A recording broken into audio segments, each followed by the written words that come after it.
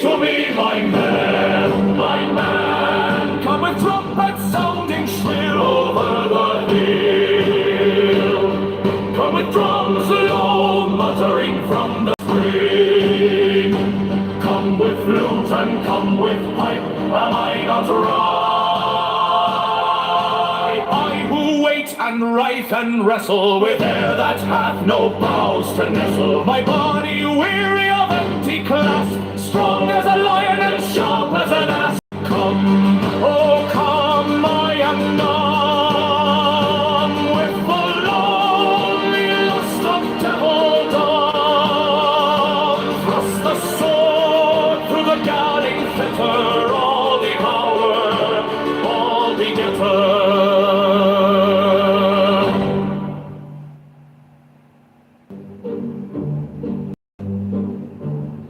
I'm into pan, thrilled with bliss of lust of the light. Oh man, my man, come careering out of the night. Of pan, neo pan, neo pan, neo pan, come over the sea, from Sicily and from Marcady. Roaming as Bacchus with fauns and pods and nymphs and satyrs for thy gods, on a milk-white ass come over the sea to me, to me. Come with Apollo in bridal dress, shepherdess and pythoness. Come with Artemis silken shod, and wash thy white thigh, beautiful God, in the moon of the woods, on the marble mount, the dimpled dawn of the amber fount. Dip the purple of passionate prayer in the crimson shrine, the scarlet snare, the sword that startles in eyes of blue, to watch thy wantonness weeping through the tangled grove, the gnarled bole of the living tree that is spirit and soul and body and brain. Come over the sea, devil or God, to me, to me.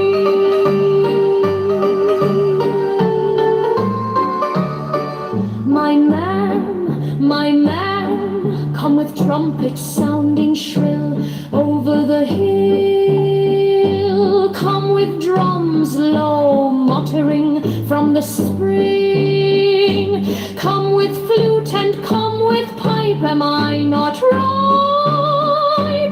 I who wait and writhe and wrestle with air that hath no boughs to nestle.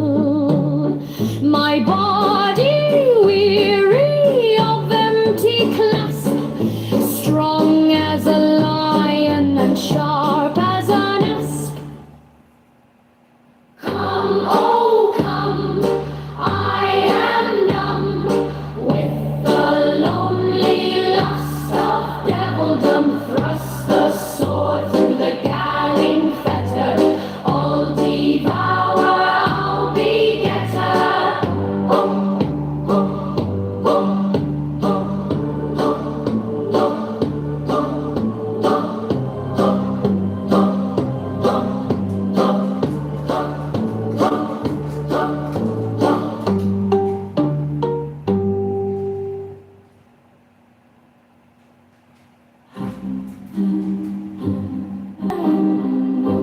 My man, come careering out of the net of Pan,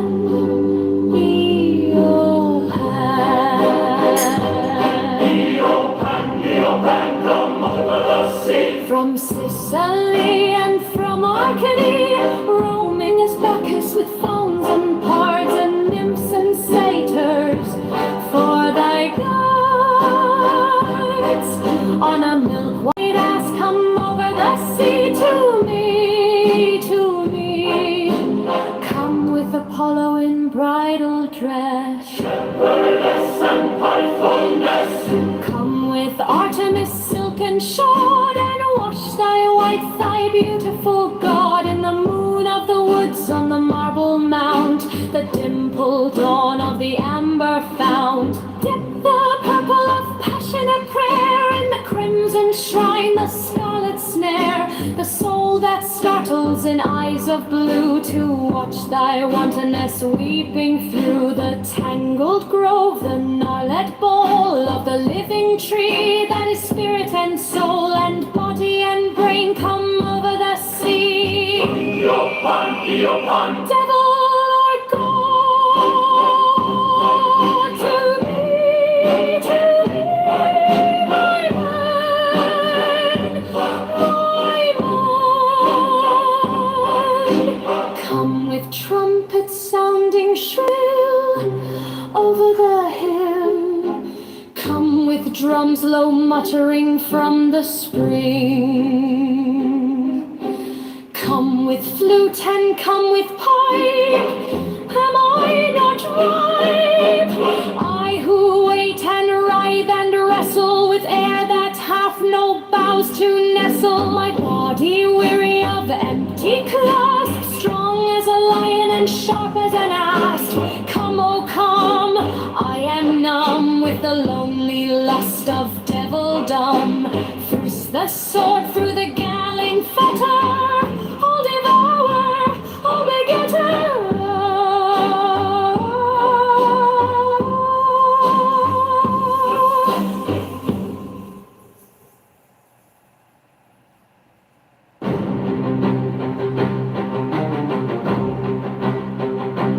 Thou who art I beyond all I am, who has no nature and no name, who art when all but thou art gone, thou center and secret of the sun, thou hidden spring of all things known and unknown, thou aloof, alone, thou the true fire within the reed, brooding and breeding source and seed of life, love, liberty and light, thou beyond speech and beyond sight. Thee I invoke, my faint fresh fire, kindling as mine intensest fire. Thee I invoke, abiding one, the center and secret of the sun, and that most holy mystery of vehicle am I appear, most awful and most mild, as it is lawful in thy child.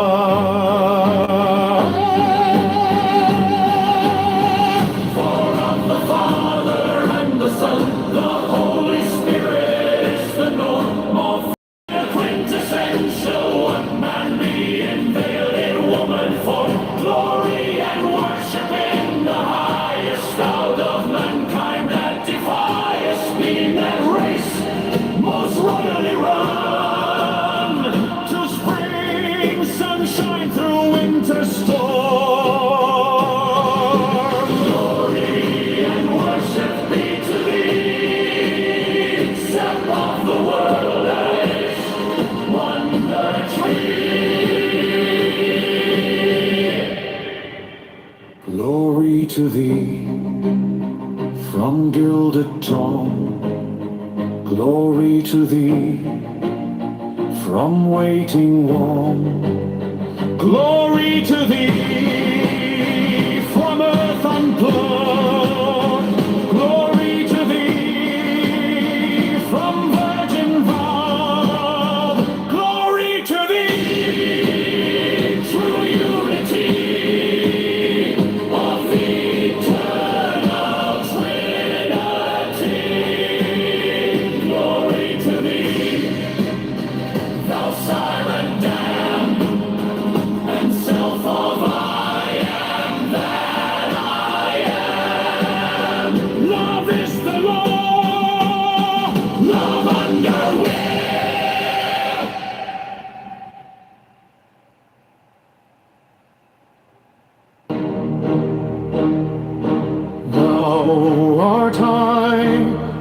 beyond all I am, who has no nature and no name, who art when all but thou art gone, thou center and secret of the sun,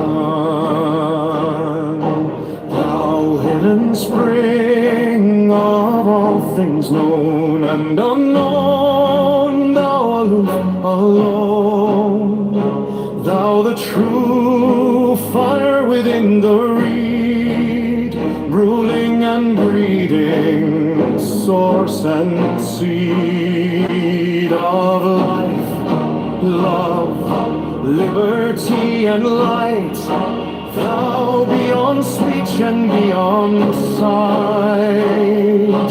Thee I invoke, my faint fresh fire, kindling as mine intensest fire. Thee I invoke, abiding one, the center and secret of the sun, and that most holy mystery of which the vehicle am I, here most awful and most mild, as it is lawful in thy child. For of the Father and the Son, the Holy Spirit is the norm, male, female, quintessential one, man being veiled in woman form, glory and worship in the highest, thou dove, mankind that defiest, being that race most royally run to spring sunshine through winter storm. Glory and worship be to thee, sap of the world, ash wonder tree. Glory to thee from gilded tomb, glory to thee from waiting womb, glory to thee from earth unplumbed, glory to thee from virgin vow, glory to thee, true unity of eternal Trinity. Glory to thee, thou sire and dam, and self of I am that I am. Love is the law, love underwear.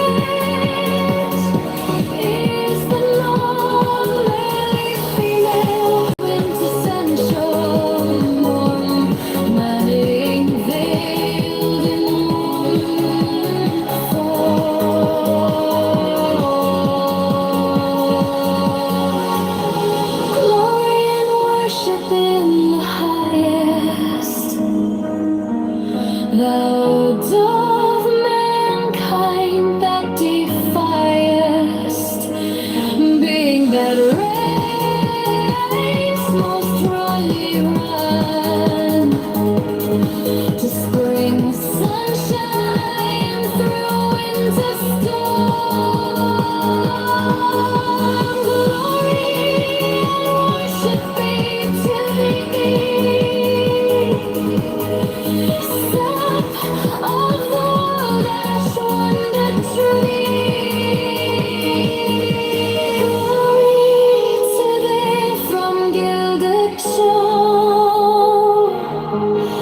Glory to thee from waiting warm. Glory to thee from earth unprovoked. Glory to thee from virgin faith. Glory to thee to glory to opportunity.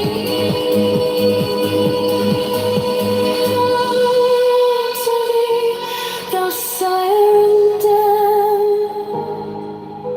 and self of I am that I am.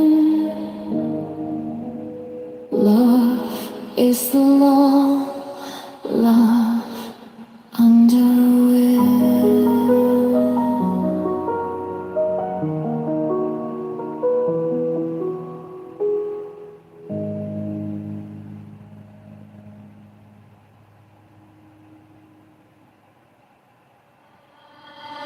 Gymnasta can feel.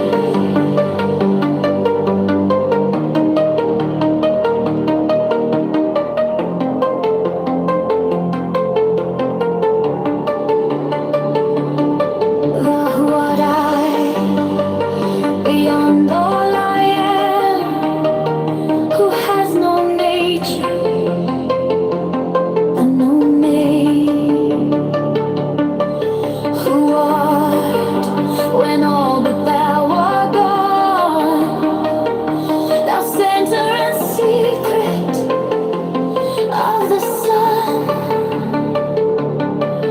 thou hidden spring of all things known and unknown, thou aloof alone, thou the true fire within the reed, brooding and breeding source and seed of life, love, liberty and light, thou beyond speech and beyond sight, thee I invoke, my faint fresh fire, kindling is mine intensest fire, thee I invoke, abiding one, thee center and the spread, and that most holy mystery, of which the vehicle am I.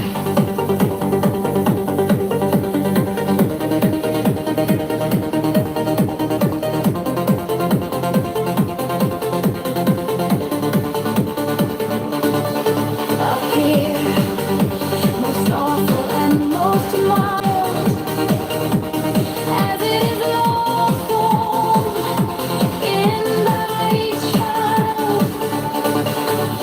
For of the Father and the Son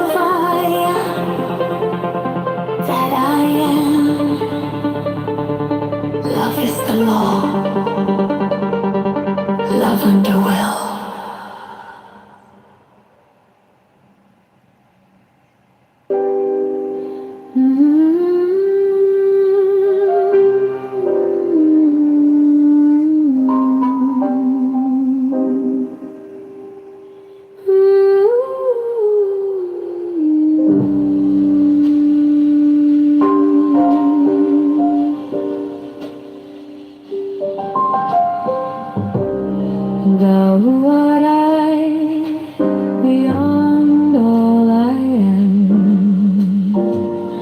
who has no nature and no name, who art when all but thou art gone, thou center and secret of the sun. Thou hidden spring of all things known and unknown, thou aloof, alone.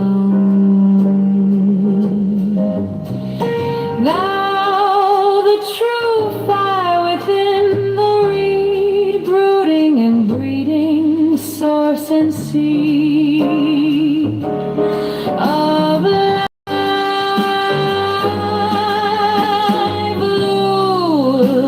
liberty and light. Thou beyond speech and beyond sight, thee I invoke my faith, fresh fire, kindling as mine intense aspire. Thee I invoke, abiding one.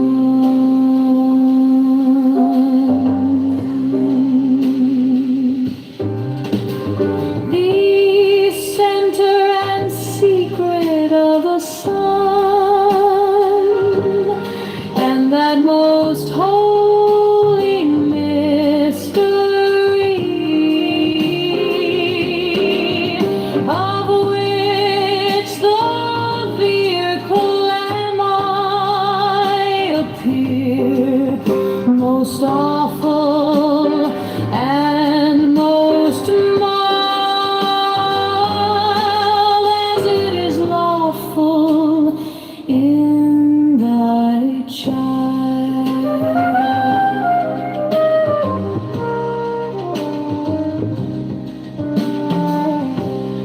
For of the Father and the Son, the Holy Spirit is the norm, male, female, quintessential one. Man being veiled in woman form, glory and worship in the highest. Thou dove, mankind that deifiest, being that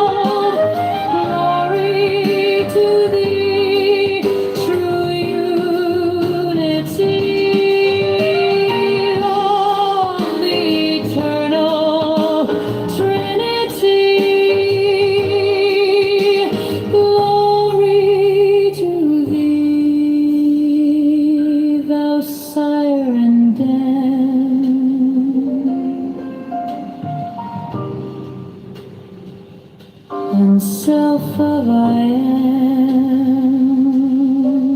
that I am. Love is the law, love under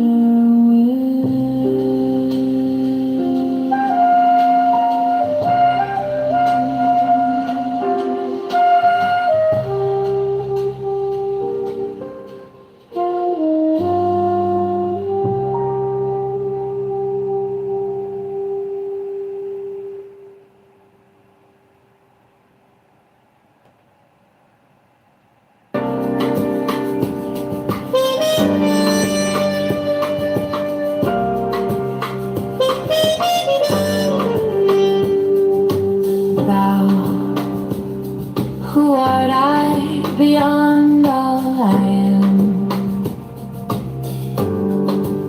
who has no nature and no name, who art when all but thou art gone, thou center and secret of the sun. Thou hidden spring of all things known and unknown, thou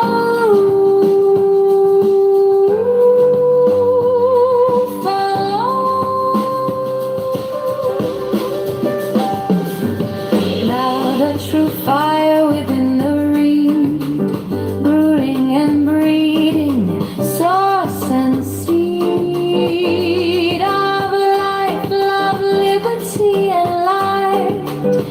Thou beyond speech and beyond sight, thee I invoke my faith, fresh fire, kindling as mine intensest fire.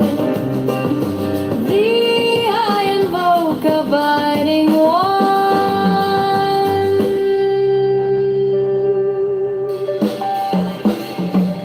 the center and secret of the sun, and that most holy mystery of which the vehicle am I. Most awful and most mild, as it is lawful in thy child.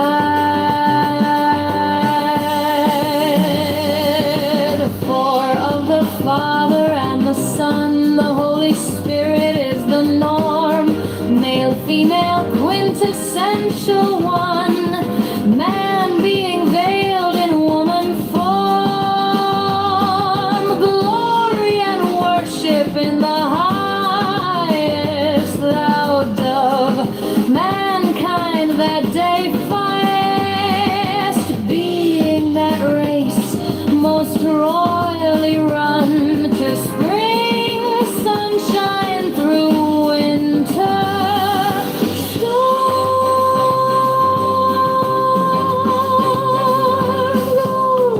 Worship be to thee, sap of the world, ash, wonder tree. Glory to thee from gilded toned, glory to thee from waiting warm, glory to thee from earth uncloned, glory to thee from virgin vowed, glory to thee, true unity of eternal Trinity. Glory to thee, thou sire and dam and self of I am that I am. Love is the law, love under will.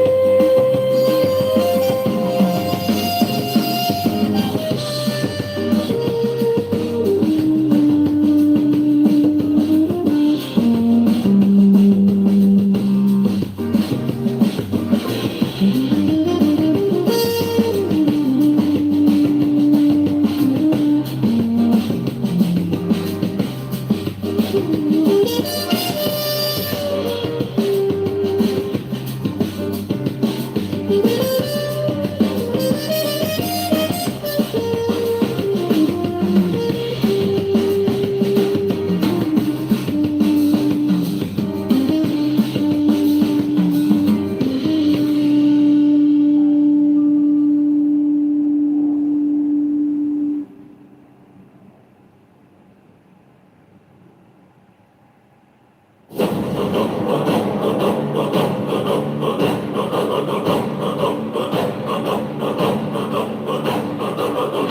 art I beyond all I am, who has no nature and no name, who art when all but thou art gone, thou center and secret of the sun.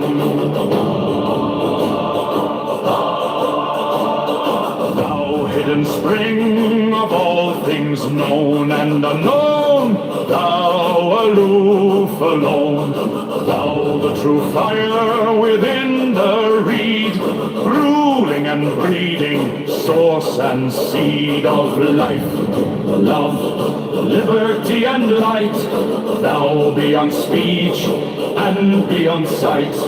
Thee I invoke, my faith fresh fire, kindling as mine intense aspire. Thee I invoke, abiding one, the center and secret of the sun. Of the sun.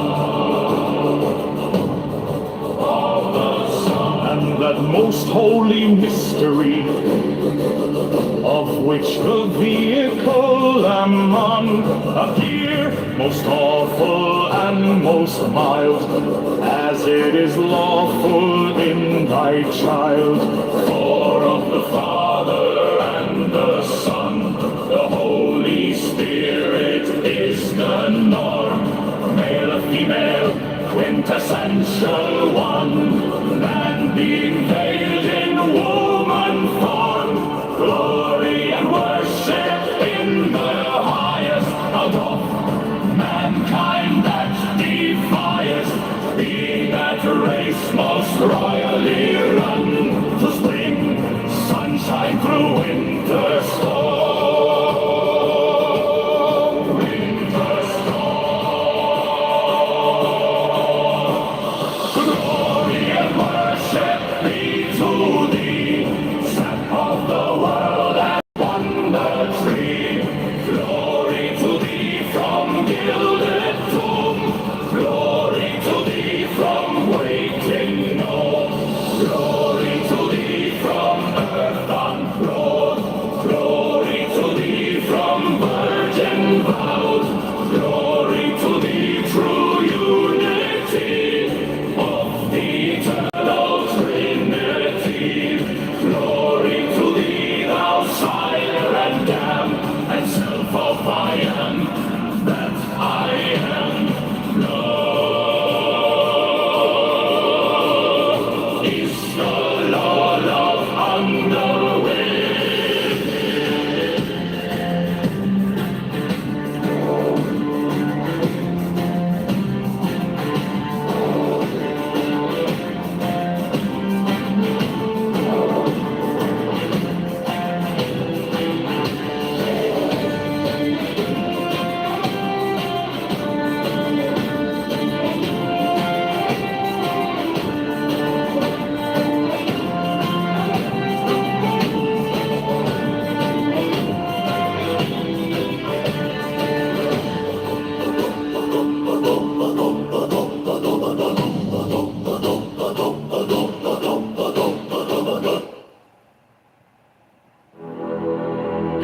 Agnostic and timber.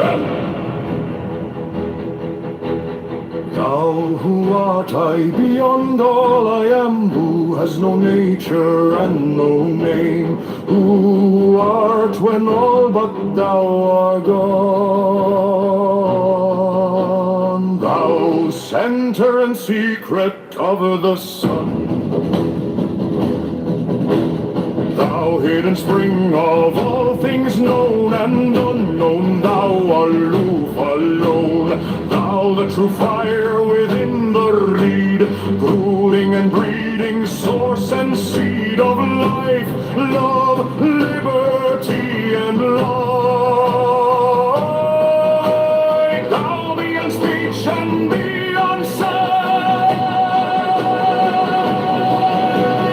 thee I invoke my faint fresh fire, kindling as mine intense aspire. Thee I invoke, abiding one, the center and secret of the sun, and that most holy mystery of which the vehicle am I, appear most awful and most mild, as it is lawful in thy child. For of the Father and the Son, the Holy Spirit is the norm, male, female, quintessential one, man being veiled in woman form, glory and worship in the highest, thou of mankind that defiest, being that race most royally run, to spring sunshine through winter storm, glory and worship be to thee, sap of the world, ash wonder tree, glory to thee from gilded tomb, glory to thee from waiting womb, glory to thee from earth unplowed, glory to thee from virgin vowed, glory to thee true unity of the eternal Trinity. Glory to thee, thou sire and dam and self of I am that I am. Love is the law, love under will.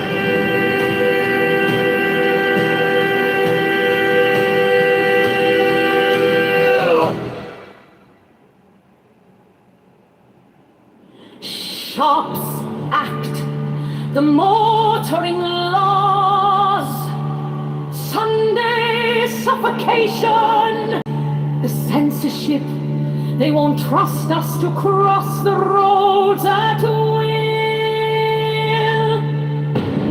Fascism is like communism, and dishonest into the bargain.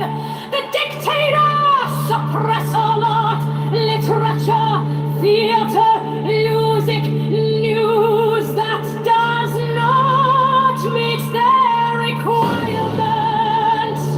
Yet the world only moves by the light of genius. The herd will be destroyed in mass. The establishment of the law of the lemur is the only way to preserve individual liberty and to assure the future of the race. In the words of the famous paradox of the Conti definites, the absolute rule of the state shall be a function of the absolute liberty of each individual in the world.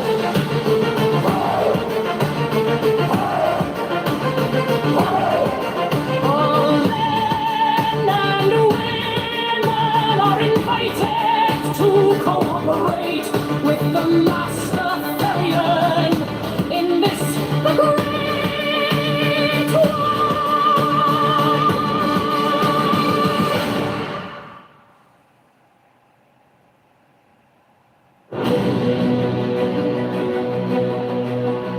Shops act the motoring laws, Sunday suffocation, the censorship, they won't trust us to cross the roads at will. Fascism is like communism and dishonest into the bargain. The dictators suppress all art, literature, theater, music, news that does not meet their yet the world only moves by the light of genius.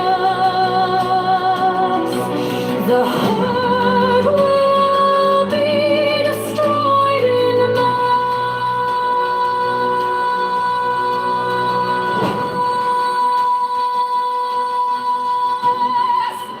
The establishment of the law of the leader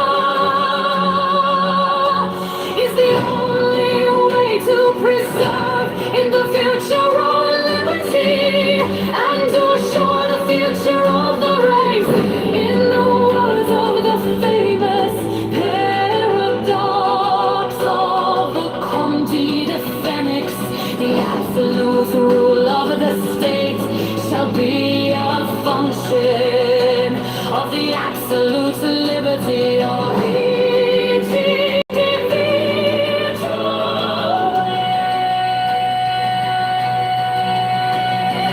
All men and women are invited to cooperate with the Master Bjorn in this, the great work. She begs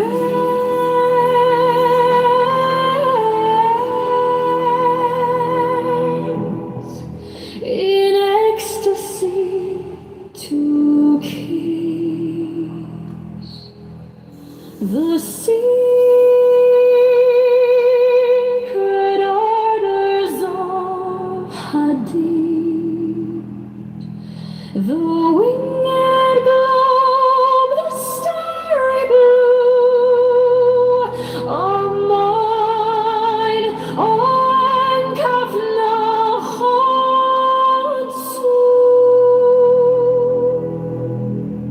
15. Now ye shall know that the chosen priest, still of infinite space, is the prince priest, the beast. And in his woman called the Scarlet Woman is all power given. They shall gather my children into their fold.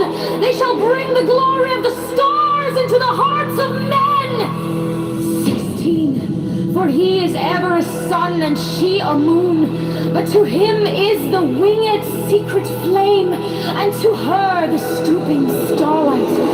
17. But ye are not so chosen. 19. Burn upon their brows of slenderous servants. 19. As your lidded woman bend upon them. 20. The key of the rituals is in the secret word which I have given unto him. 21. With the God and the Ador I am nothing. Do not see me. They are as upon the earth. I am heaven. And there is no other God than me and my Lord Hadid. 22 now.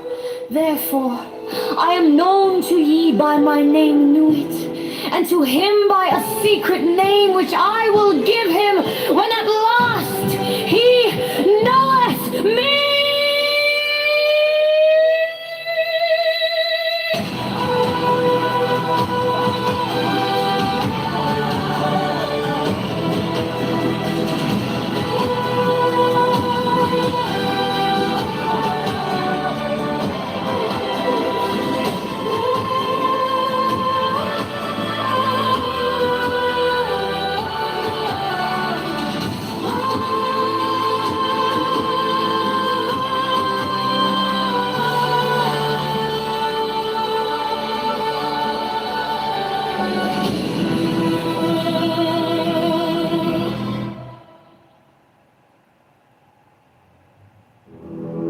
She bends in ecstasy to kiss the secret orders of Hadid, the winged globe, the starry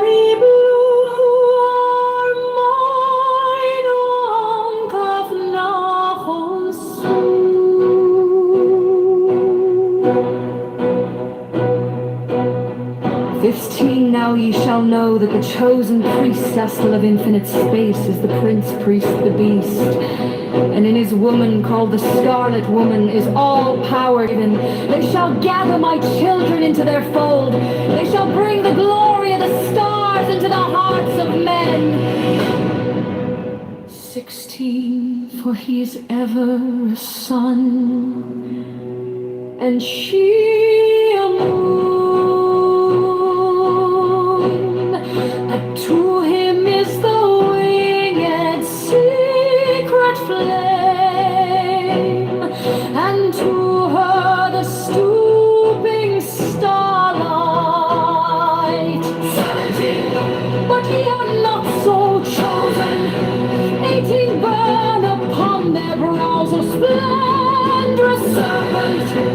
19 o'er azure-lidded woman bend upon them.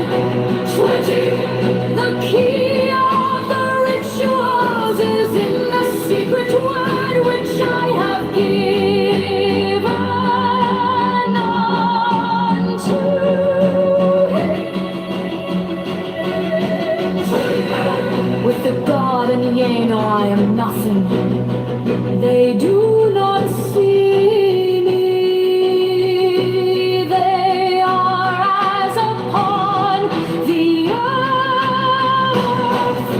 I am heaven, and there is no other God than me. And my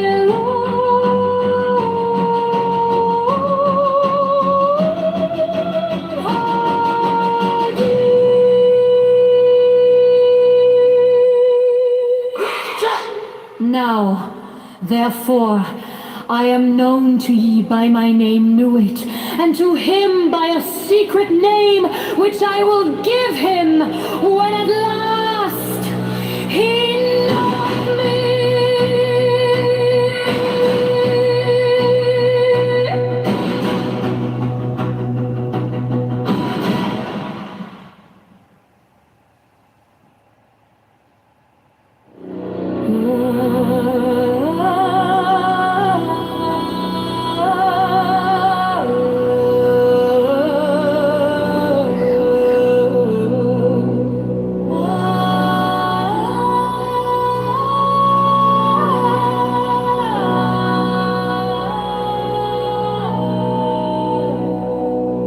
Democracy daughters. Ferocious fascism, cackling communism, equally frauds, cavort crazily all over the globe. They are hemming us in. They are abortive births of the child, the new Aeon of Horus. Liberty stirs once more in the womb of time. Evolution makes its changes by anti-socialistic ways. The abnormal man who foresees the trend of the times and adapts circumsentigently is laughed at, persecuted, often destroyed by the herd. But he and his heirs, when the crisis comes, are survivors. Above us today hangs a danger, never yet paralleled in history. We suppress the individual in more and more ways. We think in terms of the herd war no longer kills soldiers. It kills all indiscriminately. Every new measure of the most democratic and autocratic governments is communistic in essence. It is always restriction. We are all treated as imbecile children. Dora. Democracy daughters, ferocious fascism, cackling communism, equally frauds, cavort crazily all over the globe. They are hemming us in. They are abortive births of the child, the new Aeon of Horus. Liberty stirs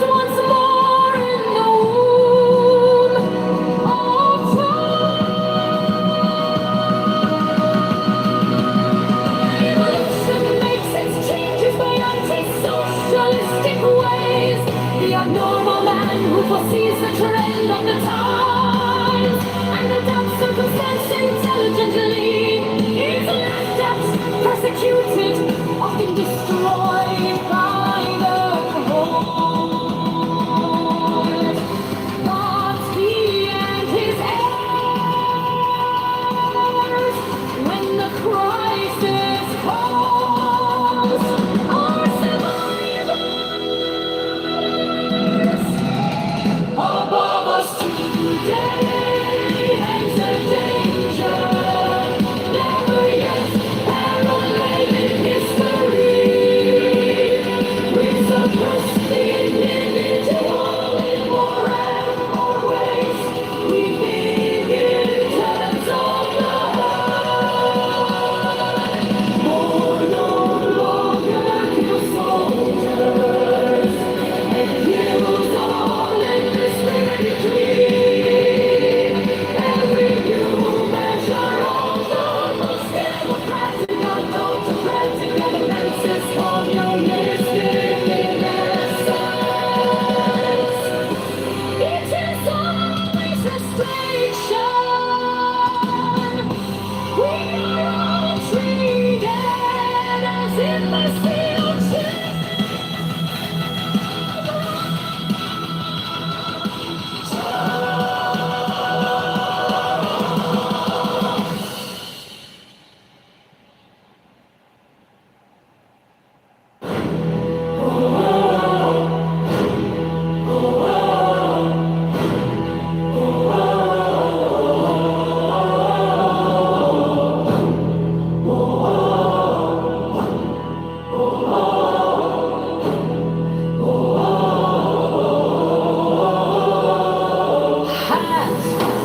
The manifestation of new age, the unveiling of the company of heaven. Every man and every woman is a star. Every number is infinite. There is no difference. Help me, oh warrior, Lord of Thebes, in my unveiling for the children of men. Be thou had it, my secret center, my heart and my call.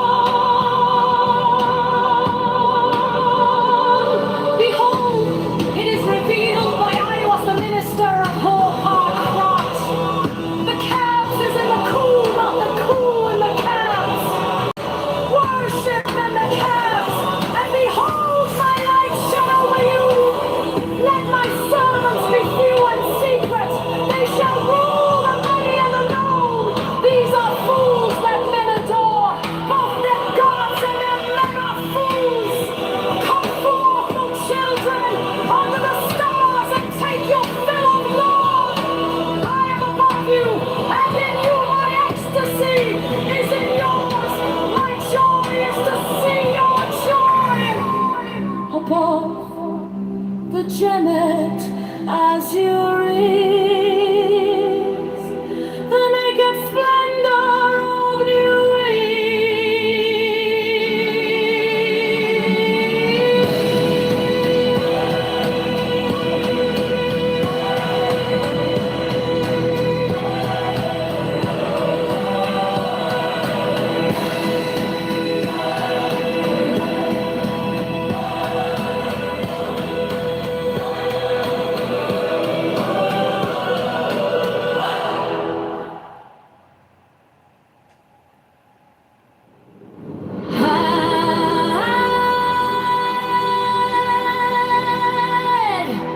the manifestation of new age, the unveiling of the company of heaven.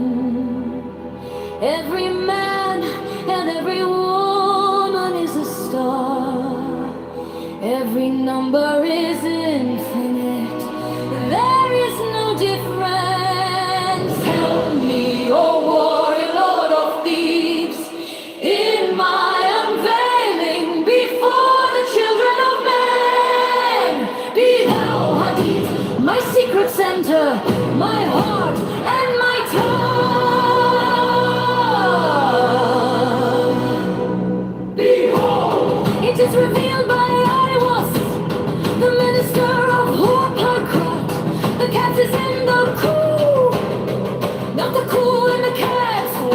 than the cares, and behold my life shed over you. Let my servants be few and secret. They shall rule the many and the Lord. These are fools that men adore, both their gods and their men are fools. Come forth, O children, under the stars, and take your fill of love. I am above you, and in you my ecstasy is in yours. My joy is to see your joy above the gem that as your is, the naked splendor of new.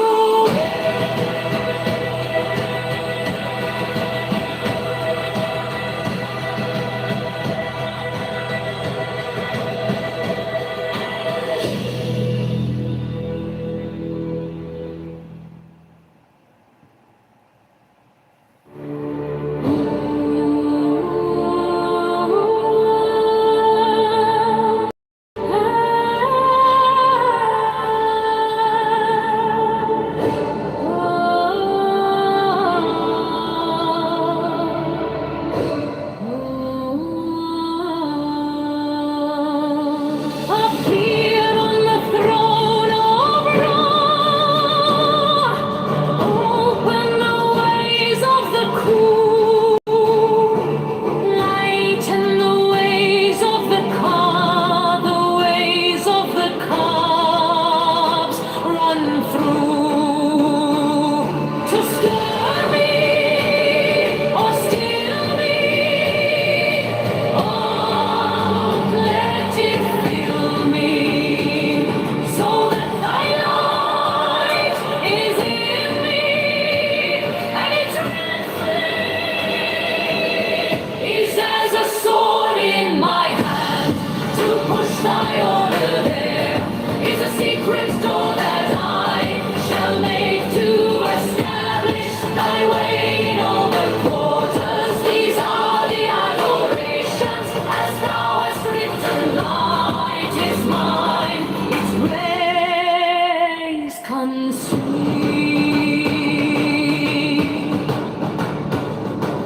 me. I have made a secret door into the house of Ra and tomb of Kepran and of Kafur. I am my Devan, woman to the prophet Gafna Konsu. My Islam out my breast I beat, by wise net I weave my spell. Show thy star splendor on wheat, bid me within thine house to dwell. O winged snake of light, Hadith, of light with me, living days. O winged snake of light, Hadith, of light with me, living days.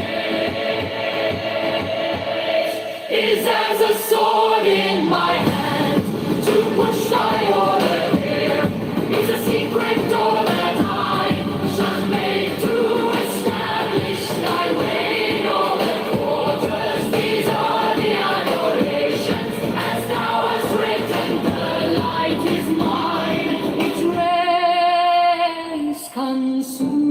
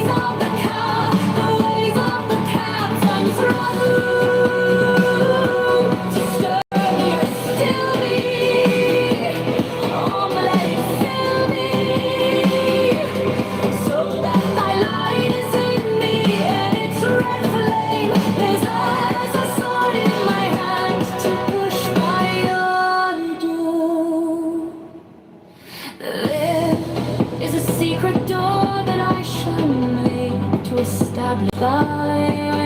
all the quarters. These are the adorations as thou hast written.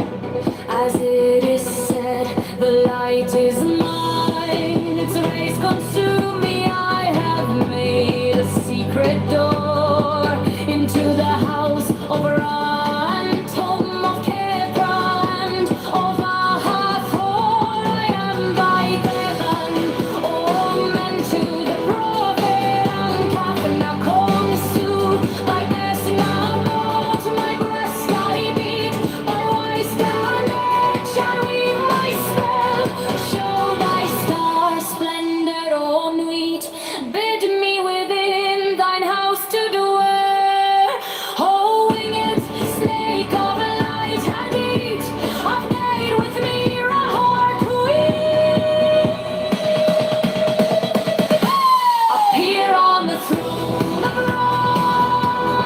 Open the ways of the car. Lighten the ways of the car.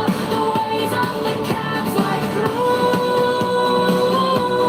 Sturdy and steadily. All the light fill me.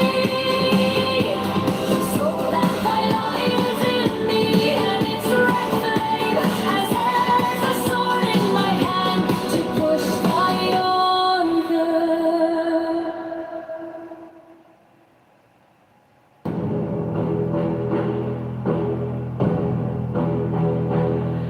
The skies another woman shall awake the lust and worship of the snake. Another soul of God and beast shall mingle in the globed priest. Another sacrifice shall stain the tomb. Another king shall reign, and blessing no longer be poured to the hawk-headed mystical Lord.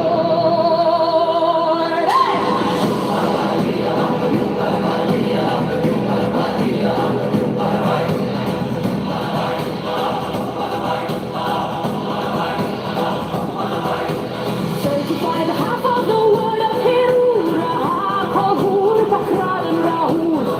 36. Then said the prophet unto the God 37, I adore thee in the song. I am the Lord of thieves, the mighty triumph, for speaker of men too. For me unveils the veiled sky, the self-slain uncut from the zoo. His words are truth. I invoke, I greet thy presence, O Rahur Kut. Unity, utter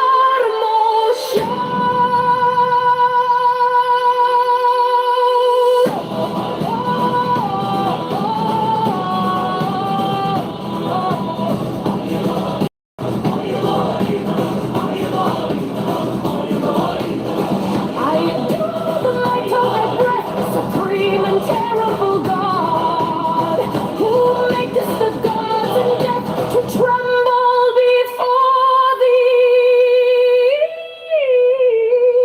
I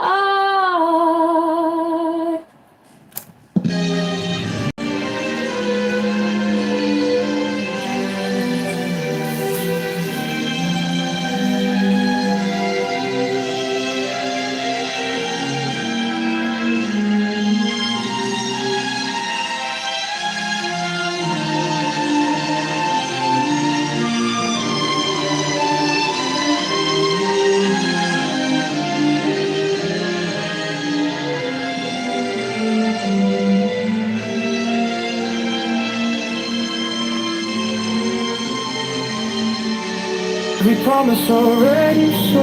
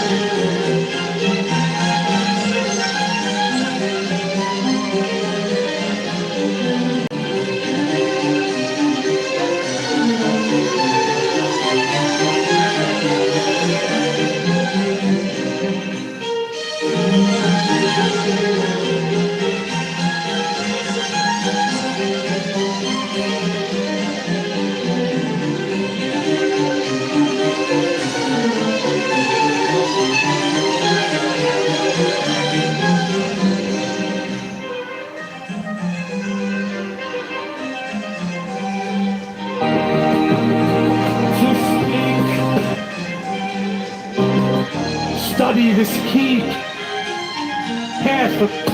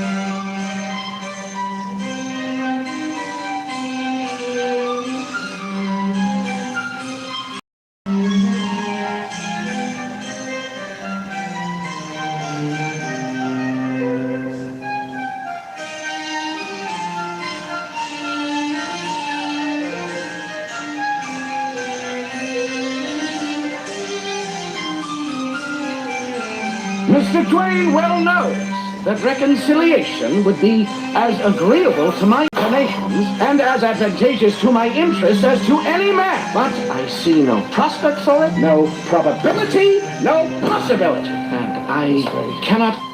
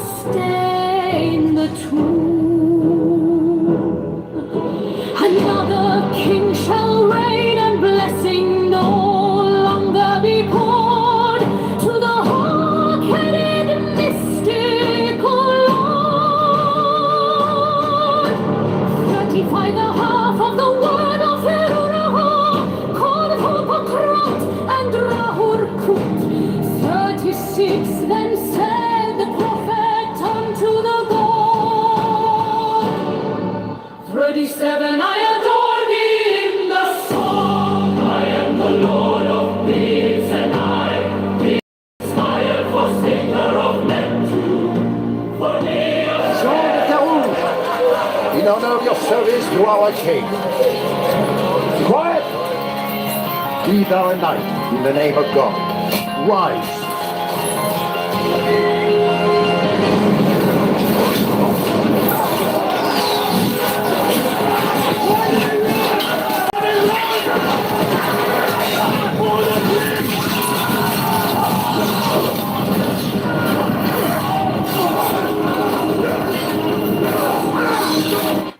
Jean de Carouge! See ChicagoMayorVote.com. There goes the Greek girls.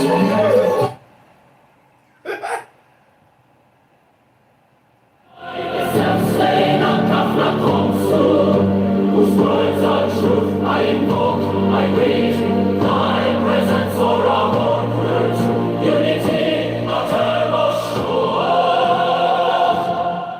I adore the might of thy breath, supreme and terrible God, who makest the gods and death to tremble before thee.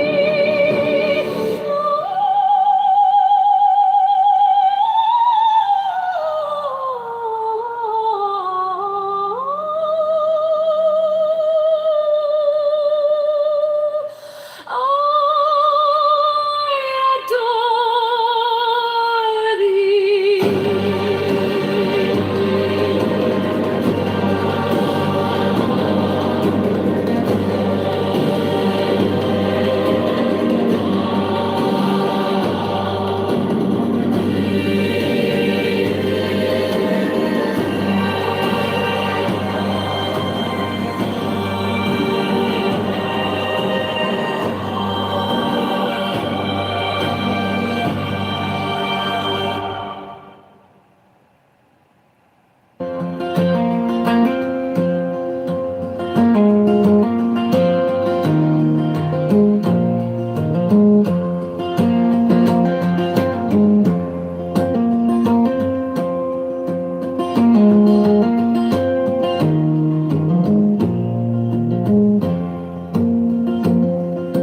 Thrill at listen, lust of the light. Oh man, my man, come careering out of the night of Pan, Pan,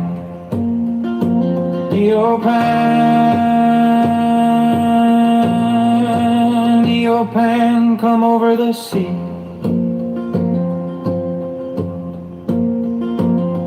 From Sicily and from Arcady. In the school, everything in the class is outside of maybe a project, right? Like in the real world, like you go work for a company or something like that, like you're not going to be the only engineer doing this one thing if it matters, right? You're going to be working with people in a team, be able to ask questions, you'll have the internet, you'll have access to AI, all the information, you'll have time. Even if it's a crazy timeline, you'll still have time. It won't just be like, I have an hour, which is what an exam is, right? And you'll have other people oftentimes checking your work, right? Oftentimes they'll do different calculations in teams of 3 to make sure that like, okay, our numbers match up, these calculations match up, and if they don't, we can figure out why, right? That's like the real world. So all these exams where it's like, okay, here's your TI-36, you have an hour, crunch these numbers, you better remember everything, and you can't access anything. Like, that's pretty artificial, right? So, again, I'm not arguing for cheating, because it's like the way that we're trying to come up with confidence. Roaming as Bacchus with fawns and poets, It's not really a test that you and nymphs and satyrs for thy guards. On a milk white ass from over the sea. simulating that, it gives them To more me. time, they have more resources, but they're still having to show To me. their game, right? They're still having to Come with Apollo and bridal dress. Shepherdess and pythoness, Come with Artemis silken shod. more into the rules. Yo, Pro Benjamin, this is Alistair. Put me in the queue. Hello. Oh God. The problem with project work is it's not personalist, right? So And wash thy white thigh, beautiful God, natural. in the moon of the woods on the marble mount. Well, that's true, but I mean, if you make the The project dimpled dawn of the amber fountain, really love our secret side project. dip the purple of passionate prayer. System for drones. In the crimson shrine, the scarlet snare, the soul that startles in eyes of blue, to watch thy wantonness through the tangled grove, the gnarled bowling of the living tree that is spirit and soul, and body and brain come over the sea, O Pan, O Pan, devil or God, to me, my man, my man, come with trumpets sounding shrill over the hill. But each of us had a section of the project, and the project wouldn't work if none of us like Come with drums low muttering like there's four of us and there was two from the musicians. spring. Like for instance, when I did all of the microcontroller stuff with like Linux. Come with flute and come with pipe. Am I not right? I who Right, so the encoding and decoding, setting all that up, and all of like the. This is fascinating, but I hate to interrupt. Aisha says that I'm useless, and she wants me to leave the room, but I feel like that's, you know, a little bit obnoxious. But anyways, Pro, great to be here in your room. Benjamin, I hope things are going well for you on the plane. Fred, love what you're saying. Good to be here, everybody. wait and writhe and wrestle with air that hath no boughs to nestle. My body weary of empty class, strong as a lion and sharp as an ass. Come, oh come, I am numb with the lonely lust of devildom. I hate to interrupt, Fred, but I'm sorry. Are you guys talking about the title of the room? Thanks. If I could just get a quick room reset. New on stage, Alistair here. The sword through the galling fetter, all devourer, all begetter. Give me the sign of the open eye, and the token erect of thorny thigh, and the word of madness and mystery. O Pan, O Pan, O Pan, O Pan, Pan, Pan, Pan, I am a man to ask. The decimal address, and then I could sample it via, like Nyquist, but that had to be done at C. You can't do that with. So what did you use for an AFE? What did you use for the AFE? We created for the magnetic waves. Basically, we had a magnetometer transfer. Thou wilt as a great God can. O Pan, O Pan, O Pan, O Pan, Pan, I am awake in the grip of the snake. The eagle slashes with beak and claw. The gods withdraw, the great beasts come. Eopan and born to death on the horn.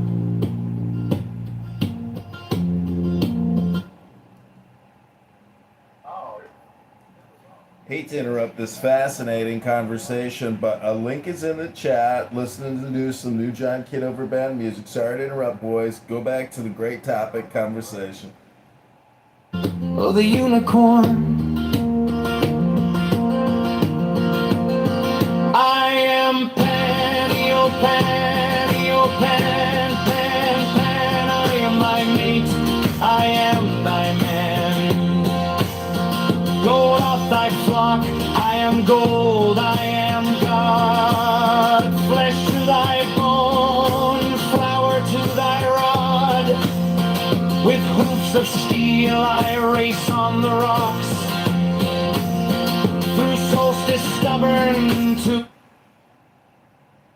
Sorry guys, I'm getting a lot of hate in the chat here. Aisha says that I'm useless trash and no one will miss me. Wow, thanks Aisha. Thank you. Equinox, and I rave, and I rape, and I rip, and I rend, everlasting world without end. Mannequin, maiden, maiden, man, in the might of Pan, Dio Pan, Dio Pan, Pan, Pan, Dio Pan.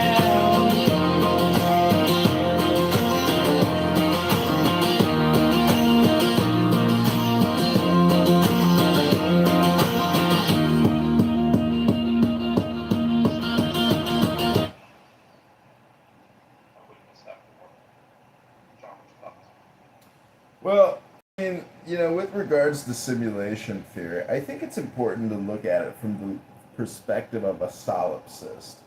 Because a lot of Gnostics or enlightened people who think that they're like the prima causa of the simulation, well, they're not necessarily wrong. Because without your body and your brain, you couldn't experience the simulation. So it's like if you reverse engineer a solipsist and simulation theory, you might just end up with a conference call app of a bunch of retard faggots like Aisha here in her thirst trap catfish photo, saying that I'm a useless piece of garbage. But it turns out that the universe is projecting you simultaneously as you project the universe. So Aisha, projection, emoji, mirror. I am complete.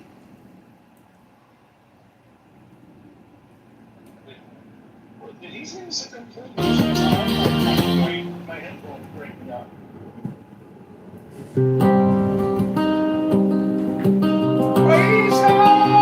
I am the Pan, thrill with the sun, lust of the light. Oh man, my man, come careering out of the night of Pan, your Pan, your Pan, your Pan, come over the sea.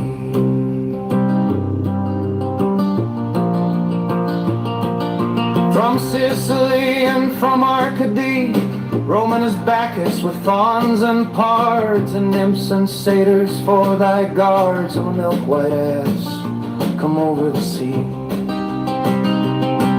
To me, to me,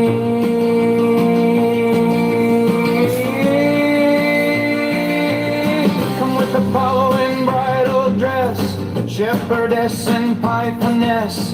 Come with Artemis, silk and shod, and wash thy white thigh, beautiful God. In the moon of the woods on the marble mount, the dimpled dawn of the amber found. Dip the purple of passionate prayer in the crimson shrine, the scarlet snare, the soul that startles in eyes of blue, to watch thy oneness weeping through the tangled grove, the gnarled bowl of the living tree that is spirit and soul and body and brain. Come over the sea.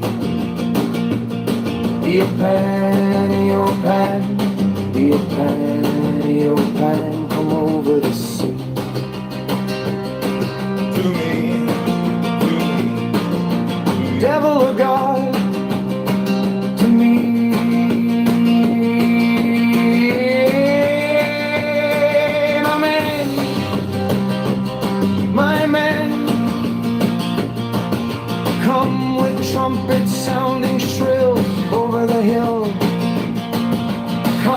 drums low muttering from the spring.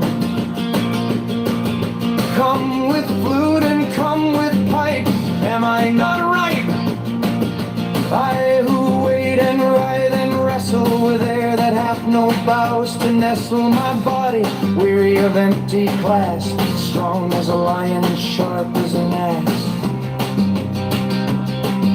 Come, oh come, I am numb with the lonely lust of devildom. Thrust the sword through the galling fetter, all devour all together. Give me the sign of the open eye and the token erect, a thorny thigh and the word of madness and mystery, your plan. Your pan, your pan, your pan, your pan, pan, pan. I am a man. Do as thou wilt, as a great God can. Oh pan, your pan, your pan, your pan, pan.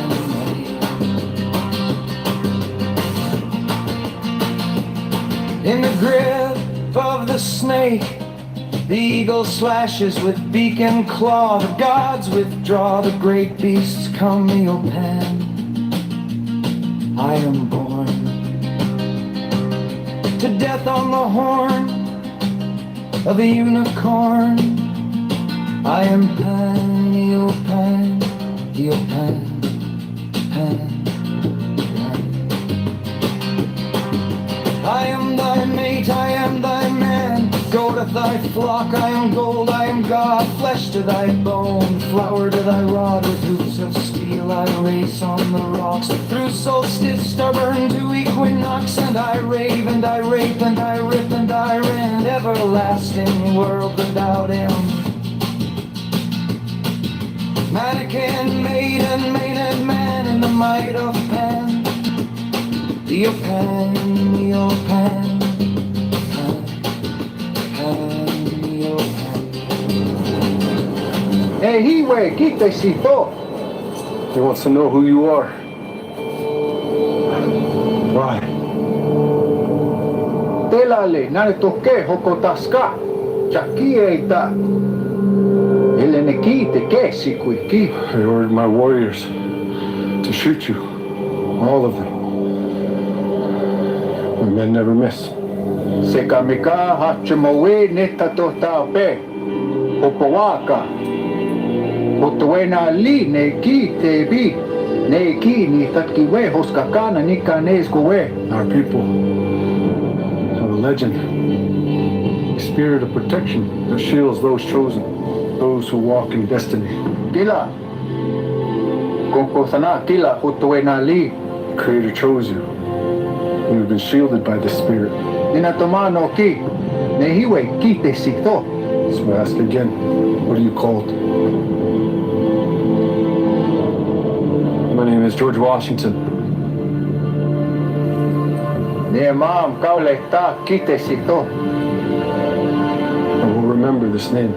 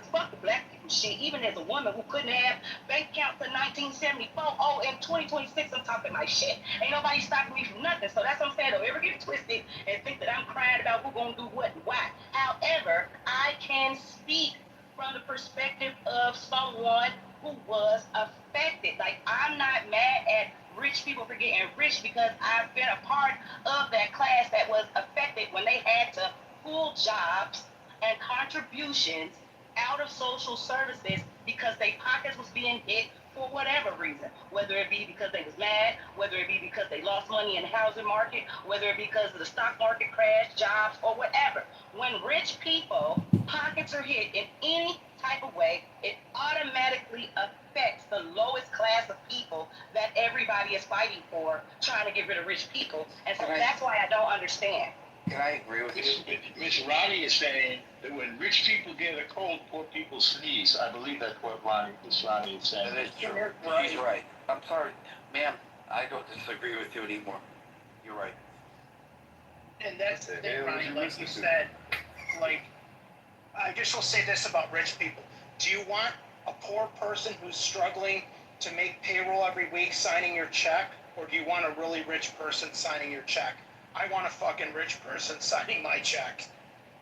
Wake that up, Nick. Wake that up. Like what was it, Norm and Abby and all them were saying earlier. You're like, I think that was the first thing, the reason why Donald Trump won the first time was when he was debating Hillary and he was talking about all the loopholes and everything like that. And he used the same loopholes that she was responsible for writing and all her donors and special interests used. She could have done something about it. Like that, you had Democrats controlling both houses. Why didn't they stop this? Why didn't they do anything about this? Because they don't. They talk a lot about it. Classist motherfuckers too. Because they some classist, knee on your neck motherfuckers too. That's why. Not knee on your neck, motherfucking shit. We ain't talking no Jerry Tobin over here. This ain't Minneapolis. Well, Nick, to be fair, at that time, Hillary had only been in politics about 50 years, so maybe she was getting around to it. That's And true. how much did the Clinton After her Foundation? husband cheated on her with a 19-year-old Jewish intern. But Abby, yeah, no, around the Clinton Foundation, that thing is such a scam. I mean, it's blatantly obvious. I used to audit these 990s and not-for-profits, but these were legit companies. And when I used to see the salaries of them, they weren't exorbitant, but yeah, the Clinton Foundation is such a scam. Well, I have affirmation from a good friend of mine, a Princeton economist with whom I went to high school. She went to work for the Clinton Foundation, and she confirmed what you said, that it's an utter scam, and she couldn't get out of that fast enough. It was essentially a money laundering operation. Not sure how that's relevant, by the way, but that's what she said. And she's the most honest person in the world. She went on to work at the New School for Political Research, because she was so appalled. And she's a Democrat, like me, and she was appalled by what she saw there. I wouldn't go near that foundation. Yeah, It was such a Thanks for telling that, because everyone was afraid to be Republican. Even Nick, I think, does the case for Republican. He's an old school Democrat. But that's how we used to believe, the Kennedy Democrats. And now it's like we have weirdos that support different countries. I don't know what, like Omar, whatever the hell, from Minnesota. No, that's just called ethnic tribalism. That's all that is. Yeah. Well, the whole thing is like I said, the Democrats use the same damn loopholes that everyone else. Like big tech, all those guys are Democrats, and they use like Google offshores all their income to Bermuda, or the big tax haven is Ireland because it's only a 12.5% tax there. I mean, the amount of loopholes that these liberal-run companies use, I mean, they're just such hypocrites. I guarantee you Barbara Streisand and the crowd in Hollywood that was supporting Harris all have done elaborate estate planning, asset protection. They probably have Cook Islands, they probably have Turks, and you can go through the list of how they're set up. It's This is utter bullshit. hypocritical. just like Nick said, and just like you said, they're hypocritical people that want their cake and eat it too. Puerto Rico, because they only have a 4% capital gains tax, and like you don't have to like renounce your U.S. citizenship. So that's becoming like a new popular island. And another island in the Caribbean is St. Kitts and Nevis. They don't have an income tax, and neither does Antigua. For the longest time, Cayman used to be the most popular place, but the fees are really expensive now in Cayman. So they're just going to other places. So, like, to Abby's point, It's like Vegas. It's like Vegas, but now it's like Reno. Sound like the same to me. They're all going to take advantage, but they're not stupid.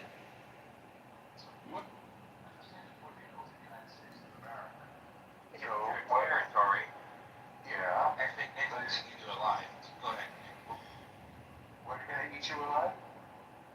Nick, Holmes, smartest fucking guy I ever met. Well, I like intelligence. But my friends did move to Puerto Rico. What was all the islands you said? Puerto Rico and Cayman, St. Kitts and Nevis, Steve Benjamin. Yeah. St. Kitts and Nevis, Antigua. Dubai doesn't have an income tax. Saudi Arabia. But that's not tax, but then also asset protection. We used to do the co-op. We still do. Hello, moderators. Moderators, I would like to make a case that structural white racism is alive and well in the big beautiful bill and all this tax evasion, which is clearly what we are discussing. Where is a map? Hey, Anto, you're from Northside Chicago, right? He's trolling. He's kidding. I know. Hey, well, how you been, brother? Demon's not here. Sorry. Well, then to the former African American woman who believes that when the rich get poor, she gets poor. My darling dear, you couldn't be further from the truth. I'm pure blood American. I'm pure blood. Pure blood. Fuck out here. I don't care. Listen, I don't care about none of that shit. Okay? I don't care. Me and my white brother and sister is gonna take advantage of these goddamn tax cuts like these rich motherfuckers. And we gotta fucking say what we wanna say, because that's the First Amendment, and then what we wanna say is Can you imagine what you could do with that energy? Like, we don't care. We do not care. Like, I'm not gonna spend the rest of my life hating. I'm 45 years old. 45 years old. I'm not about to spend the rest of my life hating. I'm trying to peek in the books so I can take notes and do that shit for my family. I gotta trust for my fucking family so my shit don't gotta go through probate. Y'all worried about the wrong goddamn thing. Got those 401ks just sitting there. Got them F's, they got them naked ass LLCs just sitting there. That shit gonna be writing probate, getting hit by your creditors before your family get it. Worry about yourself. I'm paying attention. I don't got time to hate if I'm paying attention. I'm paying attention to applying pressure. Because that's my right as a pure-blooded American around this bitch. Shout out to the independent trust. Shout out to independent trusts, right, Nick? Are we all doing funny voices now? Is that the... Io's on stage. Io, did you want to speak on anything, or? hell yeah, for the tax cuts and all the loopholes and shit like that. Yeah, absolutely. I'll say this, that it's kind of much like that the corporations are just able to do so much of this work. I think if just the average poor person realized that if they make a corporation, they can kind of take their cuts for taxes after their losses as opposed to beforehand. Just that little nuance right there, I think, would do a lot of people a lot of justice there, but a lot of people don't think of it as something that can pay forward. So. Okay. Winter, you're new to the stage. Do you have anything you want to say, or you good? Oh, she's always been quiet. Come on, hello, good evening. What's up? I have something to say. Yeah, go for it, Mom. Pepe, are you there? Yeah, hello. I love you. I love you too.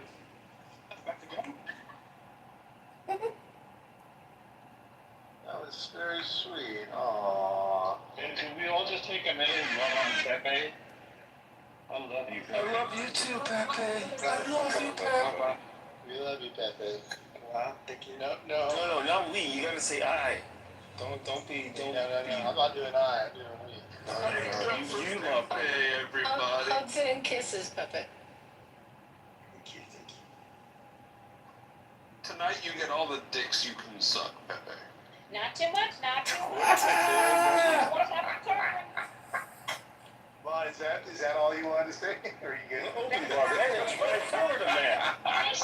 He should only be allowed his fair for the girls. Watch your mouth, not too much. Wait, I thought you were going to say save some for the poor people. Okay, you deprived me of that. As a girl, I'm marginalized, so I can teeter-totter back and forth. I'm just saying, fair shares of dicks for everyone. We've got to be fair around. Go ahead. When is fair something rich people do? Come on, get it straight now. As many as you can handle. All right, this is getting a little weird. I don't know. Where do we go from here? What other topics we got? Nick, I appreciate all that insight, man. We all get Nick's business card. I haven't looked on X to see what are people talking about. People are talking about reparations, of course. Reparations with Pepe. Day number 2. Quite well today, so I don't know. I have a feeling we're gonna break the day on here in a second. Do we do a sports break again? No Beavers here. We can do a little bit of football. I don't know, maybe like 10 minutes or 2 minutes. I don't know. Football structurally white racist, obviously. Who's that? I mean, we could ask Nick that. Usually we do have that conversation with Nick on how he's feeling about the future of the NFL. Let's check to see what they're talking about on Chatter real quick. Oh, they're still. I Hello? would like to talk a little bit about the midterms and what's going to happen in the future of the country, because if my party regains control of any of the branches of government, I'm a little concerned about what's going to happen, because I think what Trump is doing is he's creating a corrective to some of the excesses of my party, very weird excesses, both politically, economically, legally, and culturally, particularly over the cultural institutions, which seem to have been infected and ideologically captured. So that's something that's really, really interesting and important to me. I don't know if it is to anybody else. What the fuck did he just say? How do you get all of these people out of the media, and how do you get them out of the universities? I mean, the problem is, if you look just like in the 2010s, what percentage of the media, first of all, went largely female. A lot of the editors, editing boards, and the staff at many of the largest newspapers, that which kind of ties into its own problems. You can look that up. But if you look at, like, for example, at universities, I'm sure you guys have seen it. It's been like this for decades, but it used to have.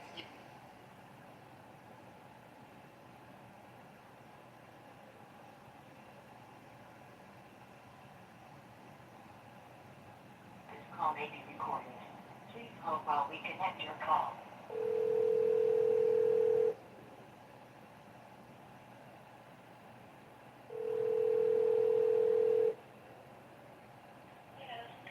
I can place an order for pickup. Okay. Can I place an order for pickup? Of course. What's the name for the order? John? What can I get you? Can I get a medium pan pizza? Old world pizza? And can I get a garlic? Can I get garlic and Italian sausage? Can I also get an Italian salad with chicken breast? And that's it.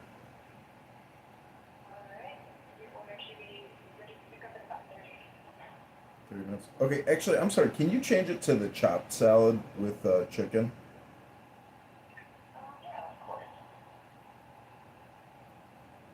Okay, great. Okay, I just remembered.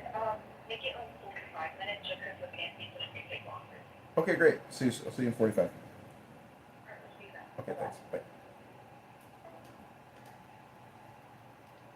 Meddling per se on policies or positions that he's taken No, in we order didn't to say try that to at make. all. We said that it's going to I'm just occupy trying his time. It's going to occupy Congress's time. Wait, then if it's going to occupy Congress's time, how does it? Things to get done, don't we? Like Jesus Christ, you are so derailing. No, I'm not trying to derail. I'm literally trying to connect the dots here. How on God's green earth do impeachment proceedings in the House of Representatives, or even the Senate for that matter, take up the president himself's time? Because it takes time, because he's got to address the charges. I mean, that could be obvious. When and where does he get the opportunity to address the charges? Immediately, he's got to mount a defense. An impeachment is not being charged. Who is he going to do? He's going to defend against the charges that the House brings against him. That opportunity is not available to him. Yeah, it is. Wait, I don't think you understand about this. Under Trump 1, hold on, under Trump 1 when he was being impeached. He had counsel. Do you remember his counsel that was there? No, at what point did Trump have to go to a hearing to defend himself against the impeachment charges? He has his lawyers. What is wrong with you? Wait, what does that have to do with him? What, you think you just sit around and your lawyers are working for you and you don't engage with your attorneys as they're representing you? You don't think you're involved in your defense? Are you kidding me? How is this going to take up an ample amount of his time such that it's going to prohibit him from doing his job as the executive in chief? It's going to tie up Congress. It's going to tie up our president. And it's going to tie up Congress, but not him. Yeah, well, that's an armed. I don't know if you know this, but it's one of the three branches of government. Yeah, it's not part of the executive branch. It's a separate branch. Nobody said that they were. I said it's going to constitute. You're completely inflated. You're being a fucking shady Jew, dude, and I don't like it because I'm an honest. I don't get it. And it's guys like you that give guys like me a bad name. Well, wait, there's nothing shady. I just said I posed the question: what happens if the Democrats win the midterms, they take control of the House of Representatives, and they continually impeach him? That's going to be friction against the progress of the government. At the very least, the House of Representatives and the executive branch, because they're going to be fighting it out. They're going to be battling. That's like the branch doesn't get to battle with them.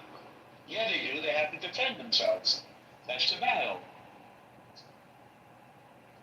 It's weird that you don't know this. Like you didn't know what the carried interest rate was either. I think there's a lot of non-knowing in your case. Florida, Florida, you don't think that this ties up Trump to do his agenda? Is that what your claim is?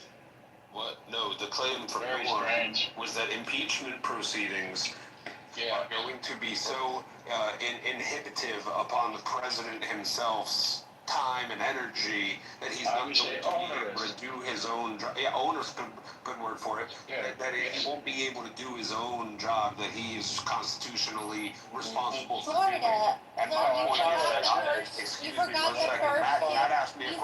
the first two Shannon pieces. You don't think that put a drain on his resources in his first administration? It's weird. Constitutional It's weird.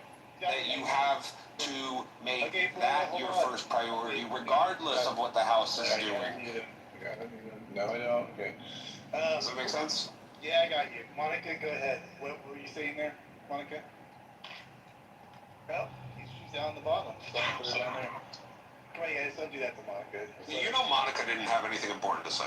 Of course I didn't, and I don't have any evidence of his history in the first two sham impeachments that the Trump administration had to survive during his first administration that yielded such a drain on his administration that it impaired 2 years of his job.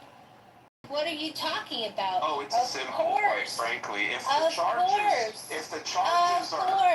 charges are silly, and if the charges don't hold any weight, if the charges don't hold any water at face value, then they shouldn't have to maintain a lot of his time. They shouldn't have to be onerous. But when the charges are substantial and credible and reasonable, then yes, it's going to require the lawyers to put in a lot of time, effort, and energy to try to circumvent and de-escalate and try to mitigate these charges. Right? However, if the charges are as asinine and belligerent as a lot of MAGA supporters would like to assert that they are, then it's no skin off of his back.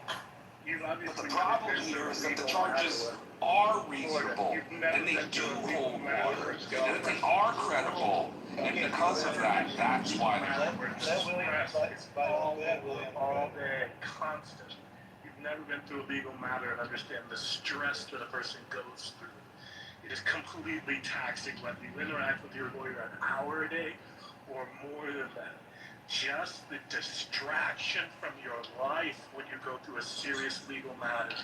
Come on, man. you sound like you're stressing just thinking about it. There's more, because it was done deliberately as a time Might need waster. testosterone replacement therapy. It sounds like done you're as stressing a over the mere thought of what somebody else has to go through. It was during done as their a own deliberate legal time proceedings. waster. And that's a sign Wow, of it sounds low like you're deaf. I think you have a sign of low hearing. It was done as a deliberate time. With the full knowledge that because the charges were absurd and because the Republicans held the Senate, they were never going to be the charges were never going to be upheld and he'd never be removed. It was a deliberate time waster. They were nuisances over nonsense like this phone call that he had with Zelensky or the January 6th riot or whatever you want to call it. El Normo, in fact, I think most knew that they weren't going to get an impeachment on him in that form in the Senate. You know what I mean? Of course not. So this was all designed to obviously be a thorn in his side during his presidency. I mean, I don't think that's like a totally radical. No. Yeah, There's another position that could be taken here. There's another position. Do you guys just want to suck each other's dicks, or can somebody disagree? It was pure harassment. There was no suits. So check this out. Okay, I agree with that. And I get a chance. Okay, Scott, you're new to the stage. Welcome to the stage. And Omari, welcome to the stage. Good evening, guys. Thank you. Thank you. Very, very wise, educated person who always has a lot to offer. Do you want to opine on the subject? Do you want to opine on the subject? I think that it's absolutely right. An impeachment process would slow Trump down.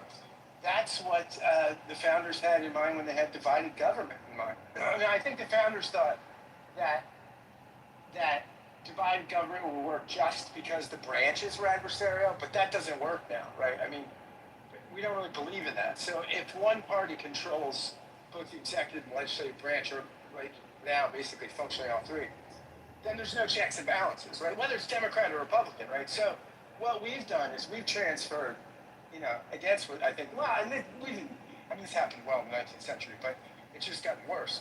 So now, the only way you get what the founders intended is divided government, because I don't know that, I think checking Trump in any way possible would be good, and I do think they're impeachable offenses.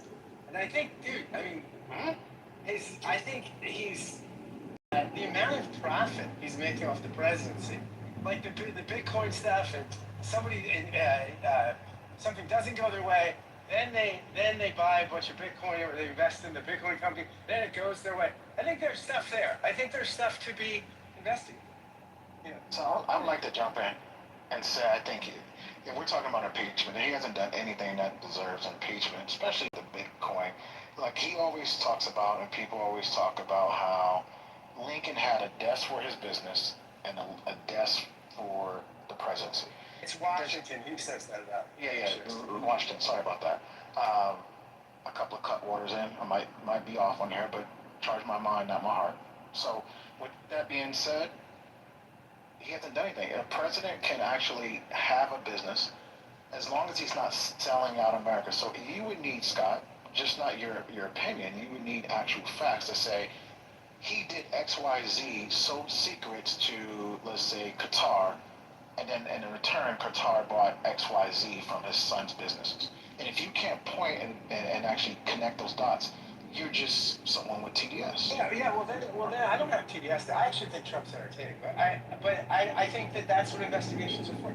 If it's completely pristine, right, then he'll have no problem. But this is the Congress's, this is the House's prerogative.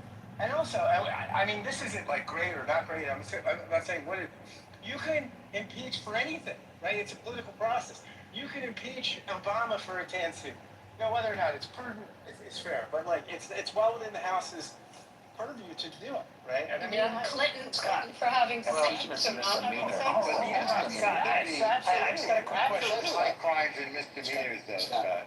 No, but the way that's interpreted, though, is you know, it's a subjective progress. Like, you don't have to have an indictment in a state or federal level to indict somebody, right? Or to impeach somebody, right? It's a completely political process. But Scott, I got a question for you. Do you realize that a lot of that Bitcoin business started before he became president, and he set it up? So An indictment you is. realize that he had to go through the previous guy's State Department to set it up, right? Because he set it up in a foreign country in Pakistan. So the previous guy could have come and said, hey, you know, what the hell are you doing here?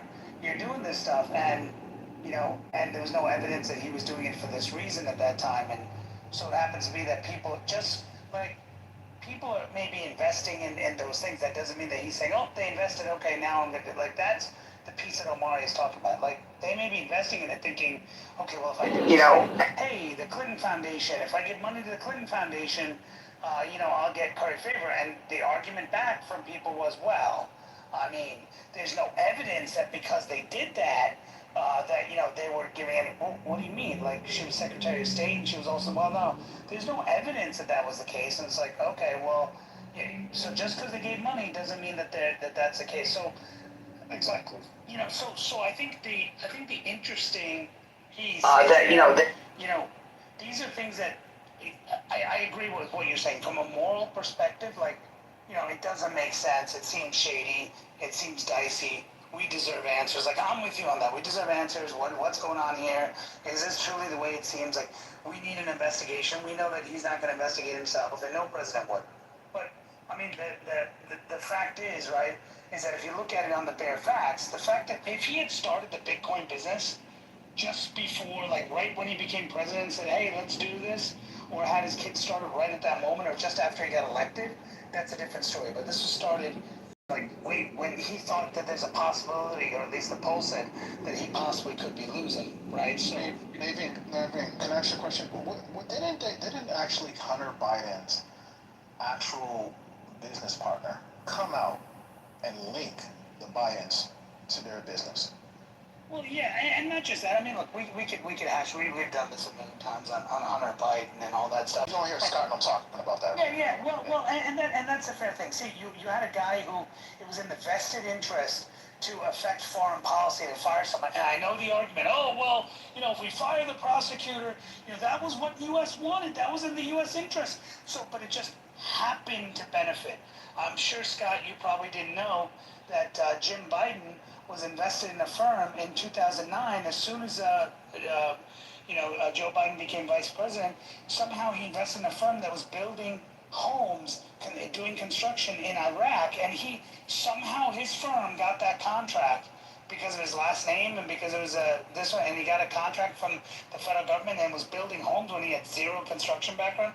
So those things, what I'm saying is, I'm not saying it's right because it kept happening. What I'm saying is that, you know, if you're seeing this stuff happen, and you're in business or you're in a job and you're seeing someone else doing this, and it constantly happens, and no one seems to care, at some point you go and say, well, shit, I'm losing. You know, does it make sense for me to leverage it? Can I do this stuff?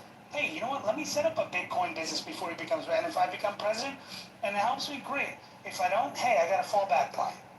But all of the examples I gave you were started after the person was elected. That is shady.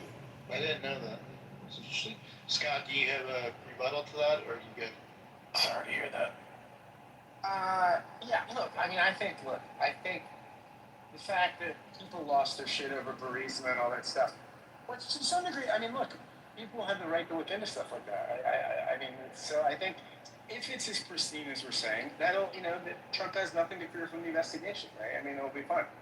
So we should investigate. So what you're saying is we should investigate everyone. Like, for example, hey, Nancy Pelosi made money right after COVID, getting COVID briefings. She should be under investigation. She should be investigation for every single. Hey y'all, my name is Dr. Brenda Lee Anderson, and I went in for school board here. intelligence briefing she had, and then suddenly her stock portfolio grows.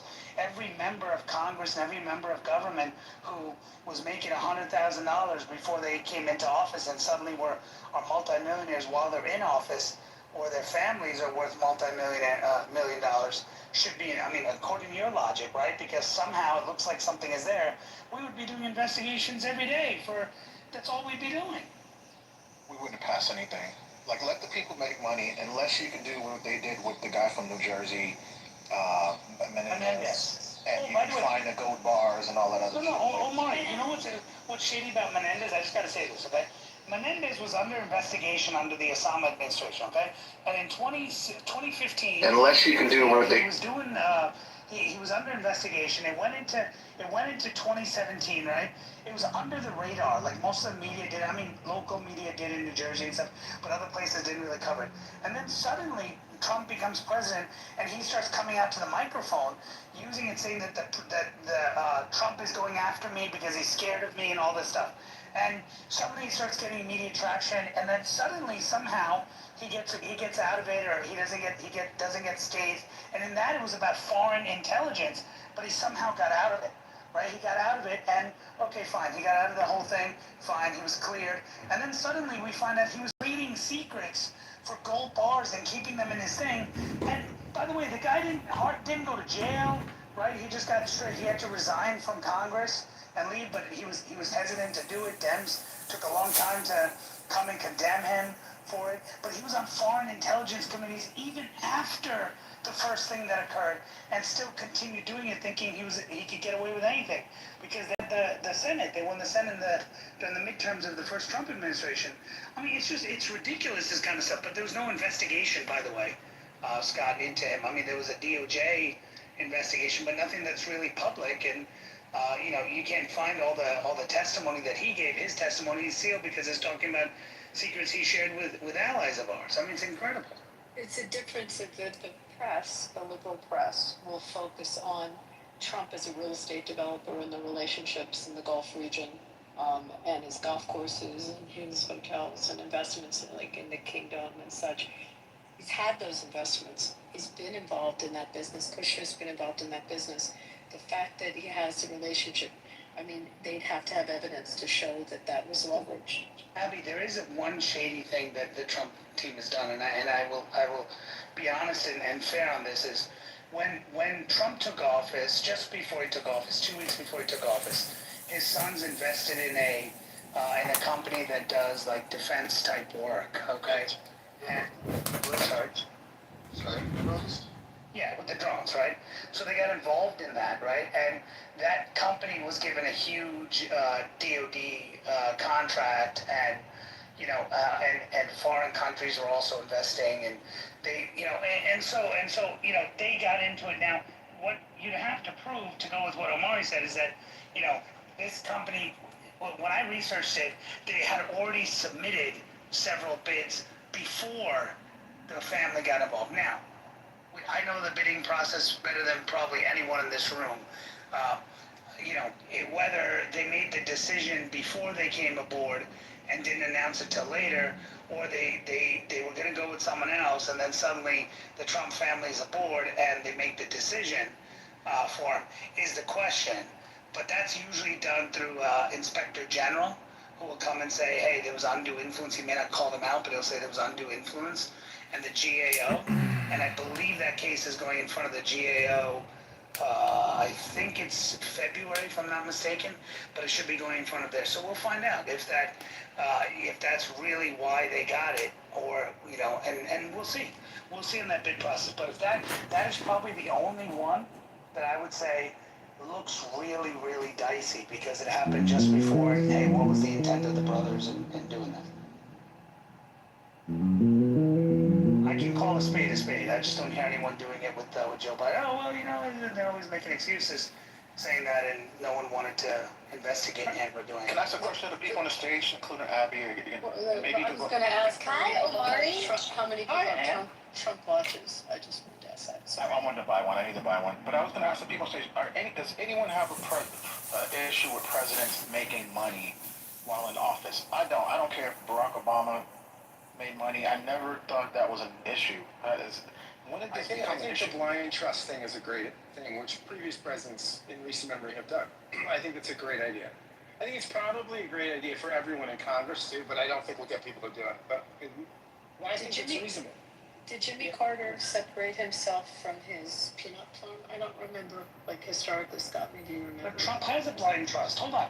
Trump has a blind trust. So what Scott is, he doesn't. He has some kind of evidence. He says, no, he says that he like basically said, I'm not involved in the businesses anymore. My kids are doing it. Like that's, he's not a blind trust. He said that I'm just, so we have to take his word for it, that, which is, you know, we can, that's, you know, like, we have to take his word for the fact that he's just stepped away from the businesses, which, you know, like, that he doesn't insult, and they don't say, hey, Dad, if we gave this person a sweetheart deal, this would be, if we did this possible. Like, we just have to take his word for it, that there's no communications like that with the family. Which is what he's at, that was his answer. Like, I'm not running the business, I'm running the business. So the exact thing is, you're right that he didn't put in a blind trust, but his business holdings and financial assets have been placed in an irrevocable trust managed by his adult sons, Don Jr. and Eric, alongside company executives. And it says daily operations and management are held over to the sons and executives rather than an independent arm, but he retains financial ownership and financial interests in his companies and real estate, meaning he knows what assets he owns. A true blind trust requires liquid assets to be sold off and managed completely independent third party without the official's knowledge criteria. It also says that it's very difficult to get those assets back once it's in a blind trust. Very difficult. And if you're setting up generation, this is something very important. If you're setting up generational legacy, it's very difficult to move things out of a blind trust into the generation after a certain period of time. So it could be that Trump says, hey, if I do this, then I'm screwing my generations and doing my family, screwing my family. So, I mean, I understand what you're saying, that, you know, hey, it should be a blind trust, but shouldn't his future and what he worked hard for before he became president, shouldn't that be protected as well, Scott? You put it in an irrevocable trust, probably, like I was talking before about a self-settling spendthrift, which he's domiciled in Florida and probably did. No, it's a revocable, not irrevocable. It is revocable? Okay. It's revocable. So he did it so that he can, because when he gets out, what's he gonna do? And what's his kids gonna do? I mean, I don't blame him for that, because, you know, you gotta do that, and you gotta put it in that way. I mean, that's just the only way to do it, right? I mean, look, if you do a blind trust and you're a younger, good person, there's time to get out. But I mean, we don't know. He could die as soon as he leaves office. He could die while he's in office, right? And then what happens? Now you're trying to recover everything out of the blind trust, and you're trying to get it out, and that's a litigation for years, and you basically screwed your family. I mean, you can't do that. Yeah, presidents should be able to make money. I mean, I don't see any reward for Saudi Arabia or Qatar that's like, you know what, they out here just living a great life because of Trump. So, I'm sorry. But hold on, but Scott, if you did do that. Oh, that wasn't Scott, that was Amari. But No, I know, Amari, I agree with you, but I was just addressing Scott, that, you know, Scott, if you did do this plan that you're giving here, right, then you'd end up with presidents doing what Bill Clinton did, and with Hillary Clinton, which is, hey, let me set up a charitable foundation, let me screw the people of Haiti, let me get as much money as I can, let me do as much shit as I can, let me trade speeches that I'm giving you because I was a famous president. Hey, let me have Barack Obama come and speak over here, the current sitting president. Let me have the former president come over. Hey, give me money, foreign countries, give me money, right? And now you're basically sharing former secrets, current secrets, all that kind of stuff. I mean, that's actually tonight, in my view, shadier. Because you know what you're doing, and look at the Clinton initiative now. No one invests. Why? Because there's nothing to gain from them. Because they're nobody. So that just tells you right there that the whole purpose of it was bad. Trump didn't do anything. He didn't go and knock down the doors, take them out, nothing. It's just nobody invests anymore because they go, hey, they're useless players. We're not going to gain anything from it. So it's clear they only invested because they thought Hillary Clinton was going to become president, and they wanted to curry favor with her in policies. That should be illegal. And she was Secretary of State, by the way, and didn't shut it down. She wasn't forced to shut it down. You're saying that Obama, as president, allowed his vice president to get his brother to get contracts trading, basically saying, hey, I'm doing construction work, and he allowed his Secretary of State to get investments from foreign countries to an initiative that her husband is running, which has her name on it, that she can see and didn't put in a blind trust or anything. And you okay with that, Scott? No, I'm not okay with any of that. Look, I think that there's a lot of issues with influence. I think that a lot of this stuff is a problem. Absolutely. So investigate Obama and remove his pension as a former president, and you can still. If there's evidence there, go ahead and investigate it. Yeah, no problem. No problem. I think we need more transparency, not less. Yes, absolutely. Naveen, how do we do investigations when this is what's floating around right now? Catherine Herridge has just released that the media willfully ignored the accusations of bribery with the Bidens before he was president and also during his presidency. This stuff, these files just came out that the media just willfully ignores this information. Well, one thing I just want to say is I hope she has like a bodyguard or something. I really do. I'm hoping she has one, because I mean she's going down dangerous territory, and some of these people on the left are going to go nuts, and some of these media people are going to go nuts. I mean, the fact is she's reporting things that are accurate, but you know the problem we're having here is we were lied to by the media. And by the way, Scott, I remember you on this app making comments about the case with Trump, with the documents case, and I was saying to you that, you know, I'm pretty sure the Biden administration was behind it. And then afterwards, when they came out and said, no, you know, there's no evidence of it, and I think in a room you fact-checked me again, saying a couple times, saying, you know, there's no evidence. Well, you should read it. Now there's evidence that Merrick Garland coordinated with the White House. They knew the time, the place, they knew Walt and Nalta, they knew the other things that were there. In fact, it was the White House who said you should go after Walt Nalta. So that means that he was actually doing exactly what they're accusing Trump of doing. And, you know, but because the media deceived you, you didn't know. Evidence in the link. I will read it. Put it in the chat. Yeah, Joe, can you put it? I'm just on the go, but you know, you saw that article, so just put it. Yeah, look, I'll bring it up. I'll make my point here. This is all chicken shit about the Trumps when it's legitimate business that they're doing. It is what it is. However, we have the Biden crime family that there's files that Catherine Herridge is discussing that the media willfully ignored reporting on any of this. So how are we ever going to get to it? It took a Republican oversight committee to even dig into what was happening during his vice presidency with the bribery going on. So making all this accusations about Donald Trump, it seems like they're playing, like the media and people are playing cover for it. It's wrong. It's overall wrong when straight blackmail is going on to the highest office in the, and I'll put the information up there. I'm just posting the New York Post link right now. I can't wait for Scott to apologize because there is evidence.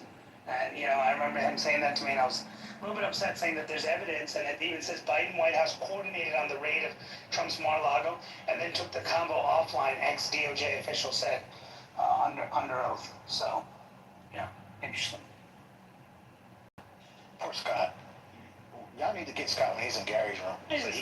Scott, I appreciate Scott. Hey, Scott, when you give me Are you guys ganging up on the one person in the room that is the disagreeing voice again? No. Because that's what you were doing with me earlier. We're not coming after you. The problem is that it becomes very exhausting. I'm not a big Trump supporter anymore. What's going on? We don't disagree with Scott. Hey, go Birds, Scott, right? Do we agree? Exactly. Omar, you're not a Trump guy? We're not picking on him. Not like I used to be. No. He's a good guy. We're not picking on him for you. We're good, man. Well, I wasn't given that. I wasn't given that level of fucking credibility and respect earlier. That was me. Hold on, I'm shouting. You were talking. I just spoke, and I feel like this is a mischaracterization. I have not directed anything at Scott. I'm talking about Joe Biden. I'm just joining in on a conversation here. Florida, why do you hold all this like animosity towards us when you could just join in the conversation and not be so emotional about it? And that's that's what I do. Like 98% of the time, I just engage in a hopefully honest and genuine conversation. The problem that I have today with the room, Joe, is that it's been like extremely uncharacteristically dismissive and disrespectful towards like the one or two dissenting voices on the stage. And what we've witnessed today, or what I've experienced today, for lack of a better term, colloquially rather than explicitly, would be like a gangbang of effects, where like I would say something and then it would get Norm and Pepe and Abby and others, several others typically, to like all kind of chime in and start like chiming in and going after me at once, rather than giving me like an honest and fair shot at dealing with everybody one-on-one. I'd be happy to take on the stage as long as I have the opportunity to engage with everybody on the stage one at a time, but it does become exhaustive when you have to deal with everybody on the stage at once. It's kind of like a man versus mob sort of situation, and the man never has a chance against an entire mob. But if you let the man deal with the mob 1v1, you never know. Maybe that man fucking knocks everybody out. You're in the wrong room. There's a movie. Wasn't there a movie like that from the 80s? I forgot the name of it. I gotta find It sounds like it should be a movie. Yeah. And it's only how they deal with you, Florida. Why don't you see that as you? Florida, it's only you. Why don't you see that as a reflection of you? Because I scare people in here, obviously. No, it's the intensity, it's the aggression, it's the there's domination. people that disagreed, and I was going, I wouldn't say I wasn't fighting with anybody, but I was, holding counter positions to people. I think, if I recall, when you came in, you got really aggressive, and then you started yelling at Abby and like demanding that she answer your question. And she all said she was going to answer my question. I think at one point you called her a whore. I'm pretty sure. Wow. Pepe, she said she was going to answer my question, And I she never did. I answered it via my state, which I was familiar with. You never And answered the question. then we had Naveen answer it based on his state. And no, none of you answered the question. What was the question I asked? You asked the percentage of DSA people that are either elected or running for office in the United States out of the Democratic Party. That was. And what was the percentage that you gave me? And I knew in my state how many, and then Naveen was able to share what he knew in his state. What was the involved in our state's politics. Hey, Kitover's in here. Do you know in Illinois the amount? What was the percentage that you gave me?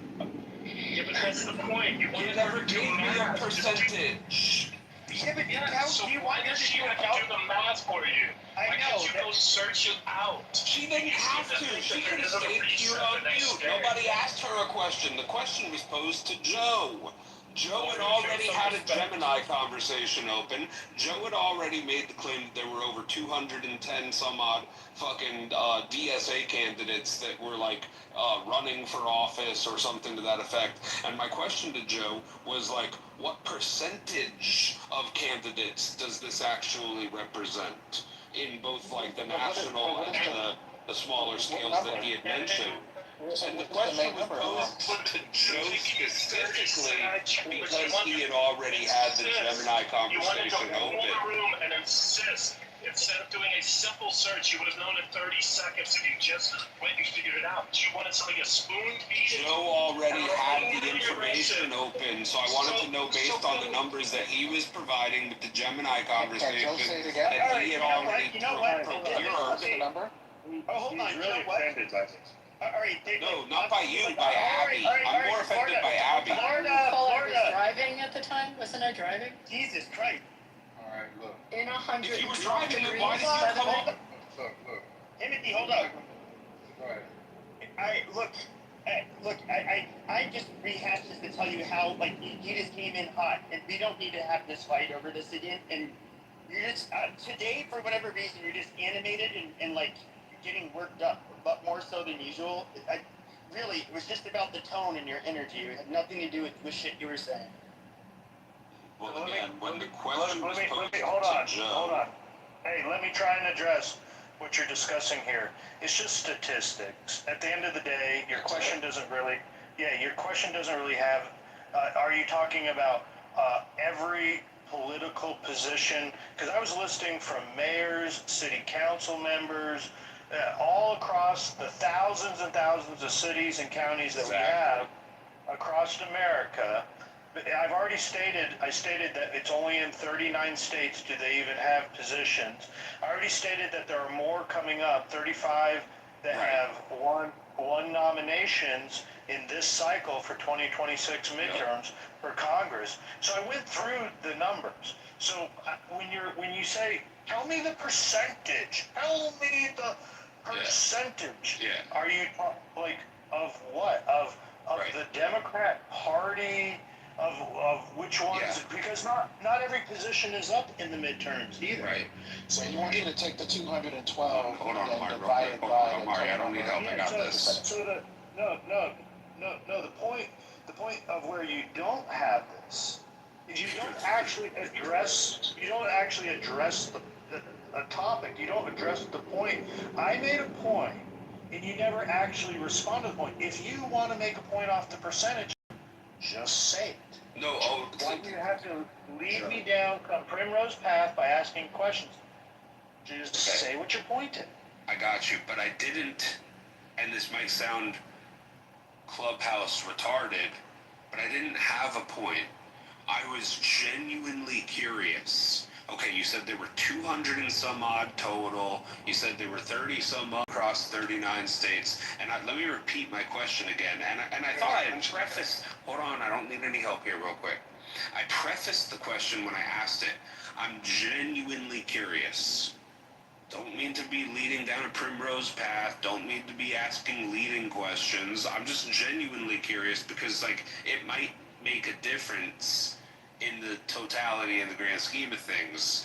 What is the percentage of the total Democrat politicians, nominees, elected officials, specifically amongst Democrats, though, when compared to other total Democrats, what's the percentage of the DSA candidates and nominees and elected officials? I don't know.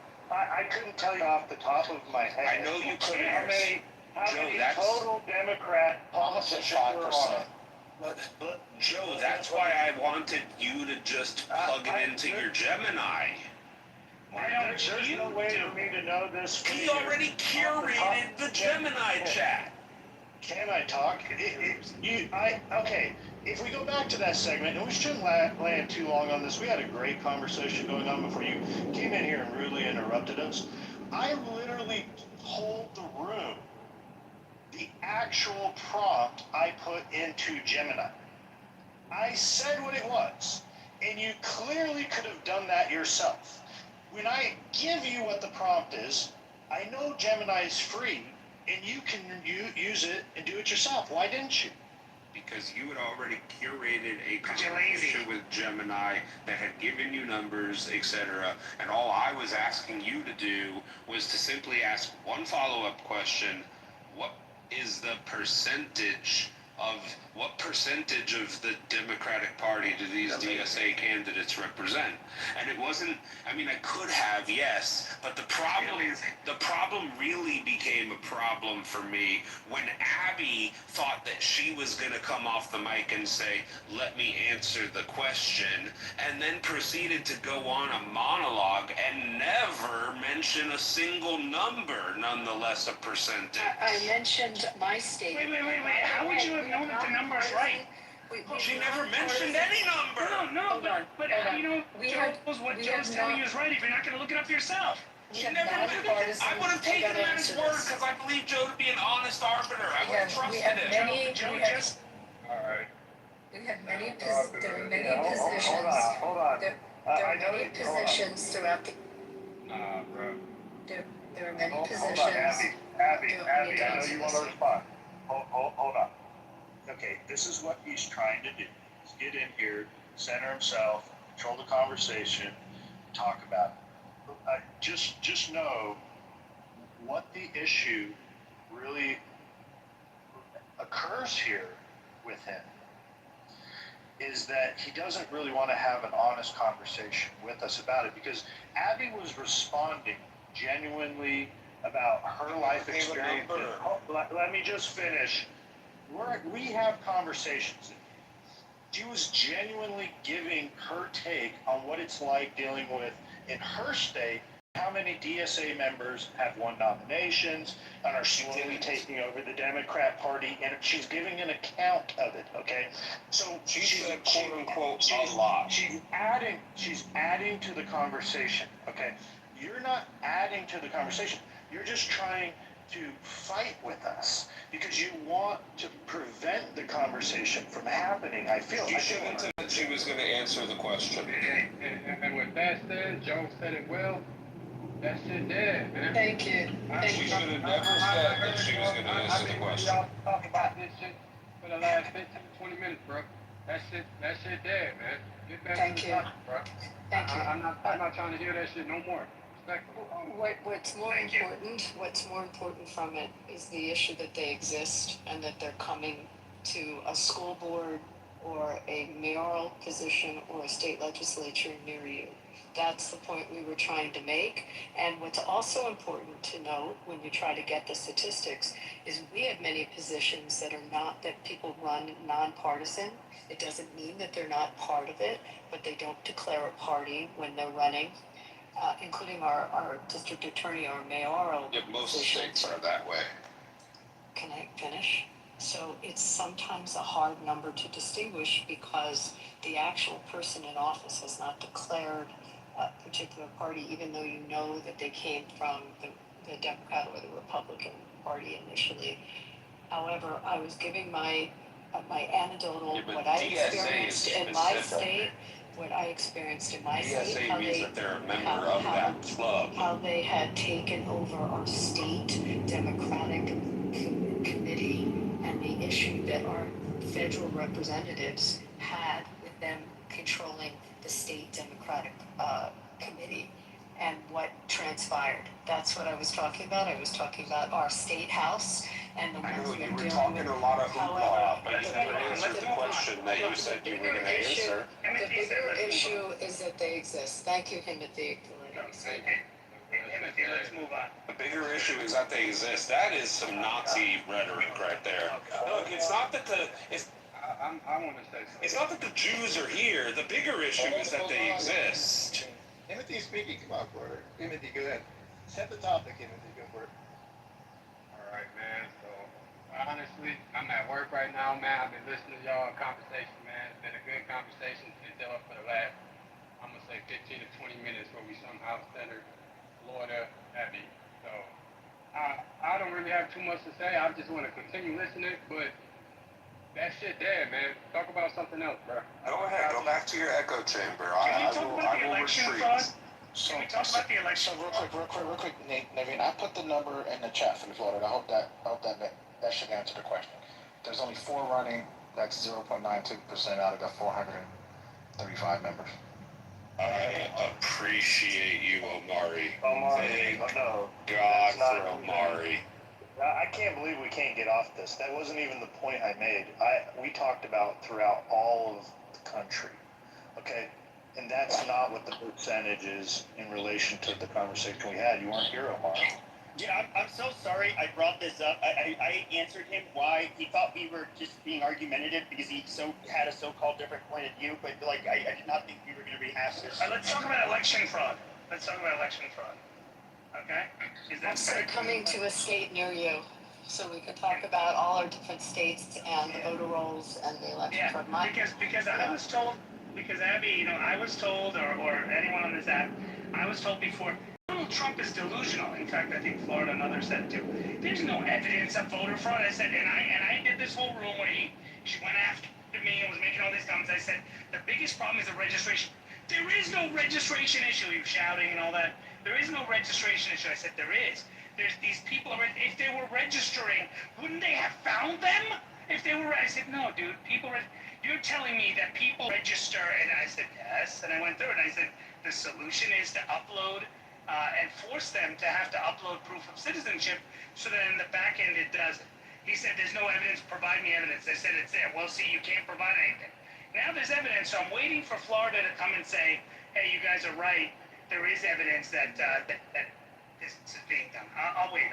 Let me get off talking. We have witnesses, so go ahead. It's a problem, though. People are Wait. Florida needs to admit that he was wrong and that there is. We've got to admit there are people that are registered to vote in 2 states, which is a problem. Namely, Jared Kushner. He was registered in New York and New Jersey. Actually, I must say I am guilty as charged.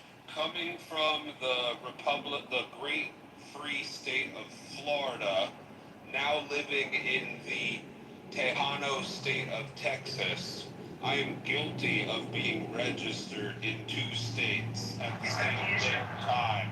The issue is, hold on, Naveen, I haven't finished. I haven't finished. No, stop deflating. No, you're scared now. You're scared. Stop being scared. I said illegals being registered. Oh, so let me explain. I myself no longer live. Yeah, let me explain. I myself no longer live in the state of Florida. However, the state of Florida has not yet cleaned up its voter roll to take me off of it. What does that have to do with Here's the thing I think that this guy goes nuts when Abby doesn't answer his I'm question. illegally registered in Florida because the state of Florida hasn't taken me off of their vote. Voter roll. Here's what's hard. Illegal resident. Can we not just yell, you guys? We're yelling. Let's not do that. I mean, it's ridiculous. When the guy tries to make I got you. chastises Abby for not responding to this question, I say illegals, and then Scott gaslights by saying people registered in 2 places. I said there's proof that there's illegals who register, and then they gaslight. I mean, I'm not gaslighting. I was making Let's right. So what about illegals? Let's go. Voter up, guys. I would just say this. I wasn't gaslit. If you felt gaslit, if you're tender, I apologize. I thought the conservatives were throwing stuff. I gaslit. I never really gaslit something. When you're trying to say that Jared Kushner did it, and you're trying to I was kidding. I didn't know you were tender. I'm sorry, I was kidding. I apologize. I apologize. You apologize. Let's move on. About illegals. Undocumented folks. Listen, it's demonstrably proven that undocumented folks have a lower crime rate on average than natural born citizens. Lots of studies on that, which makes sense, right? If I'm here, well, listen, let me finish. If I'm here illegally, okay, I don't want to roll a stop sign, right? Because I'm enjoying making money. I don't want to get sent home. So you're saying I'm watching my nose so that I don't get caught, but I'm so politically active and so motivated. I'm going to go commit that crime when I'm trying not to. I'm going to put myself on the radar doing that. I think that's spurious, but maybe it happens. But I just don't think are trying to stay off the radar and in the shadows are going to say, oh, you know what? But let's fucking go leave the registry. I don't think that's going to happen a lot. But I have a problem with borders. Like the free state of Crossing the border illegally already sets you up as a criminal. Start with. The free state of Florida claims to be very responsible and due diligent over their voter rolls. I haven't lived in Florida for 3 years, but for some reason I'm still registered in the state of Florida to this day, and I'm getting text messages from James Fishback's campaign as a result of it. And if the Republican Party, I'm getting text messages from the campaign. Abby, stop. The James Fishback campaign is saying, hey there, Mr. Florida man. I know you're a registered libertarian in Florida. Today's the last day for you to register as a Republican to vote for me. And it's like, wait a second. How is James Fishback getting my phone number if I'm not supposed to be registered to vote? I shouldn't be registered to vote because the state of Florida is supposed to be responsible enough to take me off the because I no longer live in the state. For the same reason that I get messages about people in Pennsylvania that are running, and what exists as stats and history within the state party, and what lists are being given for now text messages, or it used to be snail mail. It's completely different than I asked you, did you receive a ballot in the mail? Because, by the way, Naveen, I was in that room also with you when he said all this, and because he called me out also, because our voter rolls, we removed 160,000 names off them, and I was talking about how we had people registering at the DMV and getting mandatory ballots in the mail, and and they were non-citizens, and he didn't believe me. He was in the room as you with him. Why hasn't Florida done the same thing? And if they have, why haven't I been removed from the voter roll? Is it because I have a white name and I'm a citizen? So Florida, I think, and I'll be very honest with you, I think you're misunderstanding. So there's campaign lists, and those campaign lists, you don't know how old they are. No, he's pulling this from the registered voter Is that what he's saying? How do you know that? Because he said, I know you're a registered Because he libertarian. didn't say as of today, you were there at one point as a registered libertarian. I'm getting text messages from the old town I live in, Kent. But I could look this up right now, couldn't I? You could. I won't dox myself, but I promise to I solemnly swear, I hold an oath to honesty and transparency. I'm gonna look up my name and my info right now, and I will let you know if I'm registered. Does Florida send mail-in ballots to every voter? No, so that part would be irrelevant right now to the point of the conversation, Abby, because I'm not worried about, the conversation isn't about whether or not I'm getting a voting ballot. It's about whether or not I'm registered still. I haven't lived there in 3 years. That wasn't my question. Does Florida send a ballot to every voter? No. Florida, I'll be your third party verification for sure. No, like I said, I'm not going to dox myself, but I promise, if I'm not registered, I will say I'm not registered. Yeah, but I've never betrayed you.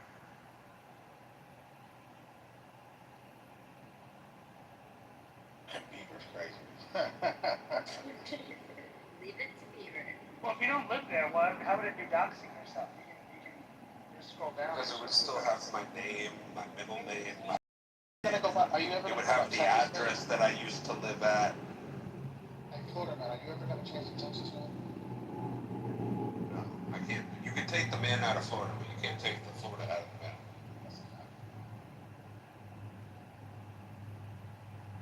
So I'm confused. Did you register to vote in Texas? Yeah, of course I did. It was one of the first things I did within the first 90 days of living there. And have you voted in Texas since you registered to vote? I did. Multiple times. Did you vote for Trump in 2024? I did, unfortunately. Did you notify your county about deregistering? You're supposed to do. No, I never notified the county or the Secretary of State or whoever oversees all of it. I never reached out to the state of Florida proactively and said, hey, I no longer live here, you need to unregister me. That's not supposed to be my responsibility. Change your driver's license to Texas? Yes, I have a driver's license, I have all of the fucking legal things necessary to live in Texas, and I haven't lived in Florida for 3 years. How many people live in Florida?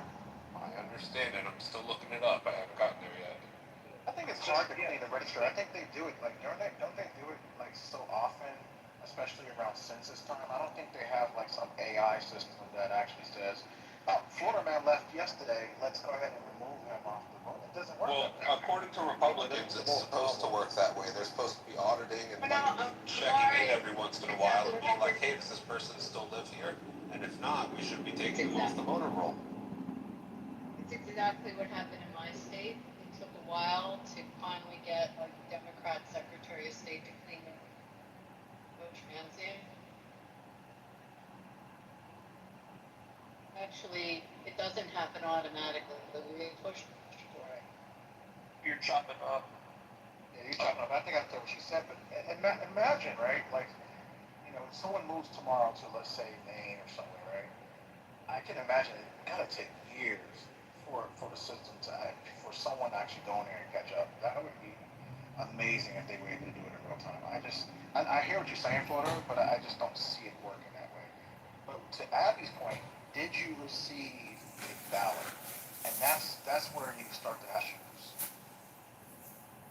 The state of Florida doesn't proactively send out ballots to everybody that's registered to vote. So no, So that makes I it a didn't safer, receive a ballot. right, so it makes it a safer voting system than a system where everybody gets a ballot regardless of where you, and then now. I agree with that. I think sending out ballots ad nauseum, point blank period, to every single registered voter is kind of an insane thing to do. Number one, it's a waste of paper at the very least. And at the worst case scenario, it does open you up to the opportunity for like John Smith's dead or like late granddaughter to fucking vote on his behalf. It does open up the opportunity for some other guy named John Smith that may have somehow accidentally received John Smith others' ballot to vote on his behalf thinking that it's for him. Like, I understand how these things can create a problem, so no, I'm not okay with the state just sending out these ballots ad nauseum. Yeah, let's put a new speaker. How about Monica? Would you like to share? Either Monica or Ann, anyway. Shall you? Oh, I want to say, my dad passed away in It's active. we received My voter status is active. Libertarian Party of Florida. Just kick this guy. So we received a mail-in ballot the last 2 years after he passed away for him to vote. And I really hope that party don't really have that close voting because honestly, so expensive that we can easily, I could have opened it, just put a check by Trump and just mailed it right back. They wouldn't have known any different. It's weird that you still received a mail-in ballot, right? I didn't receive a mail-in ballot. However, My dad. oh, gotcha. James Fishback is using the active registration information. I'm on the registration.dos.florida.gov website right now. I typed in my name and my birthday, and it gives me the old address that I registered on April 1st, 2011. Active. But as a citizen, you also have responsibility as a good steward of this country to also notify them to say, hey, I'm no longer there. Like, come on, people. You want the government to do everything for you? They'll usually take them off your stuff if they see that you haven't voted in your district in 2 federal elections. It's a federal law. It happens, I was an elections inspector for almost, I don't know now, maybe 16 years, and there are times where people come to vote and they're just not in the voting, they're not in the poll book. And you have to call, I have to call the Board of Elections, I have to call my commissioner will check, and that's usually what happens. So what they do is they wipe, and they follow like this procedure. So of course there has to be, it's usually a period of 4 years. So if you haven't voted, it's why it's important to vote in your midterm, your special elections, because as long as you're active voting, then you're fine. But what will happen is they can't just remove you from not voting, period. But what usually happens is it'll be a period of 4 years, and they'll send you some sort of like confirmation, like confirm that you still live here if you haven't voted, and if for some reason they have some idea to believe they'll just remove you. And I can't tell you the first election for president Obama. That's not federal stuff. No, it is federal. It is federal. Hold on. It is. 52 USC. Go look it up. It is. Don't tell me. I was 52 USC? It is under the National Voter Registration Act. Yes, it is. Yeah, but be fair. Hold on. And follow the Dr.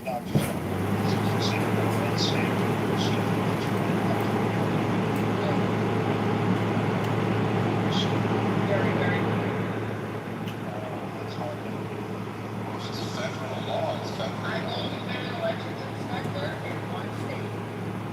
Well, I'm federal law. It doesn't matter whether it's federal. It's federal law. that policy. It should evolve. I can do those things. We just found out that daycares were in California. So we know that our some states not, but that's the problem. It's not ours. It's not only those people who know it's actively done. Well, I mean, things election inspector here, I'm sure you can verify that and they're just not public. They're just not there. Why? Because the political public just take you out and you have to leave your state. You have to be registered. And that's happened. Yes, ma'am. Some people in New Jersey, it happens. It happens here. That the problem is the registration process to the DMV. And so you're checking off the box, confirming that you're a U.S. citizen.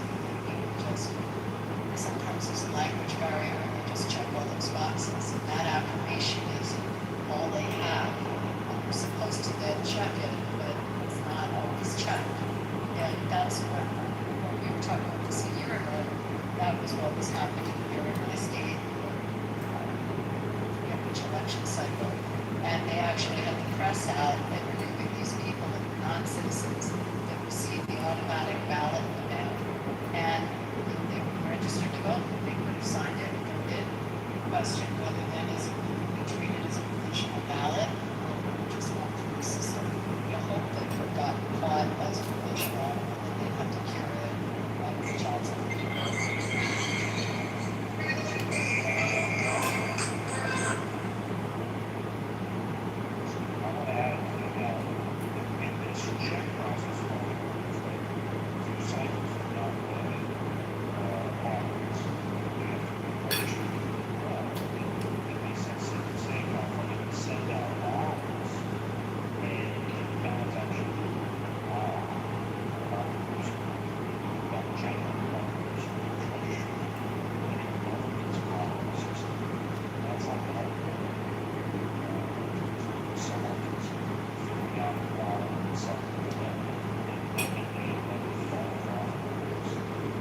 Now add to that ballot harvesting is legal in some states. And then there you go to that point right there. The fact that somebody can die and their name not fall off the list.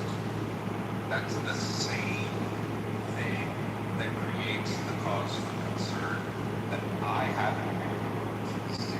What is registration after 2 years of I can get one done before one of the scary situations where who said something about that having business because they do have that article right this summer. Someone came to the house and said, hey, we see that you have a cat. Why don't you look at my album, it's my rock. And they said we can take it from you. So that allergy is a thing, you know. I mean, it's legal in my state, but we see how they go out of the way to especially 24 years. Yeah, if you're a member of something like you're in a union, you're going to harvest it through the union, you're going to harvest it. I mean, the debts are great at it. They are expensive.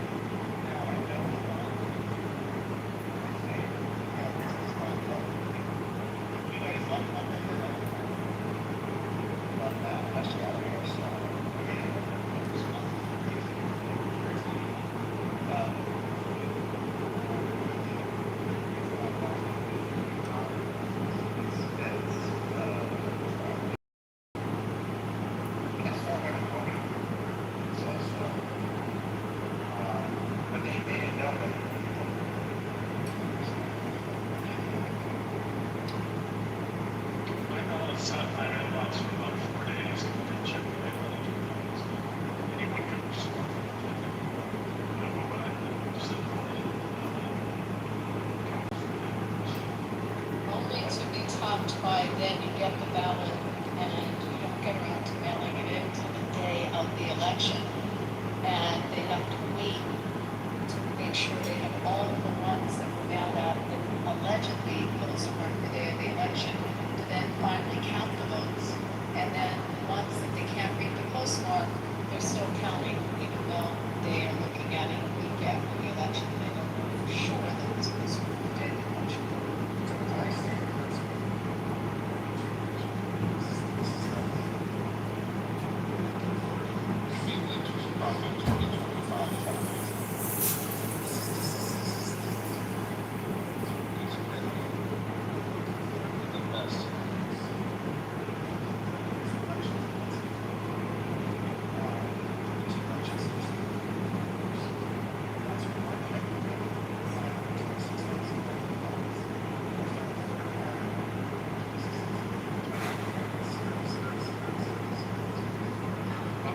That's not the talk we're talking about. We're talking about the ballot harvesting and the dead people getting voted for.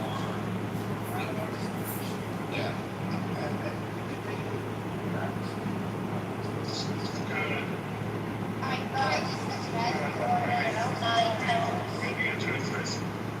Scott, do you speed? Scott, how many times do you speed and how many tickets have you paid for speeding? Just because people are caught doesn't mean something has to stop.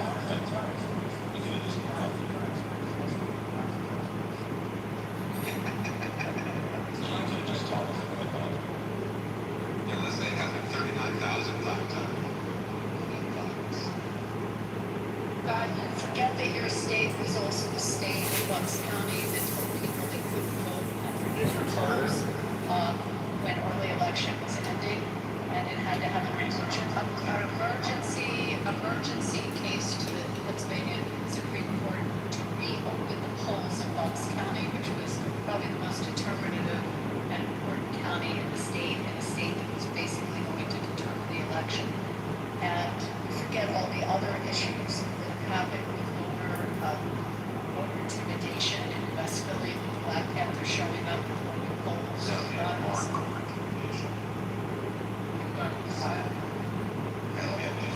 That's your state of Pennsylvania, Scott. Yeah, Scott, you guys are fucking vigilantes.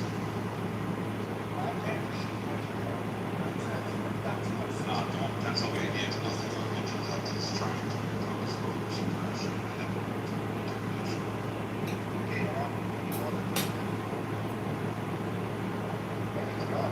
The only thing I'll add to Abby's, so here there's no evidence for discrimination fraud, there's no evidence for, because it has to be. The election between Gore and Bush, it was settled by thousands of votes for dangling child.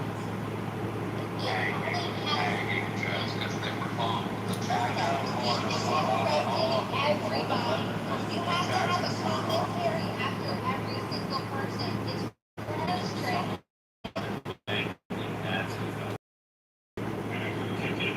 Alright, so, Turning Point USA is starting to ballot harvest. I kind of don't like that. But, if it's legal, then we get to follow the law. Scott Pressler is amazing at getting people registered to vote. He's an American legend. We just have the narrative of scoffing at us about election integrity kind of puzzles me. But don't you want free and fair elections too? Don't you want your votes to count? Aren't you frustrated at the thought that your vote might be disenfranchised?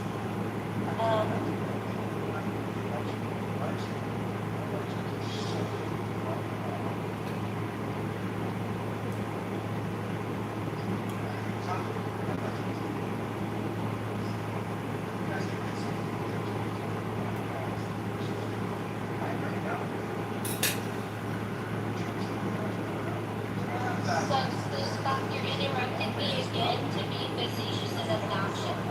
It's noted that you can't control yourself when you have to jump in with a small comment.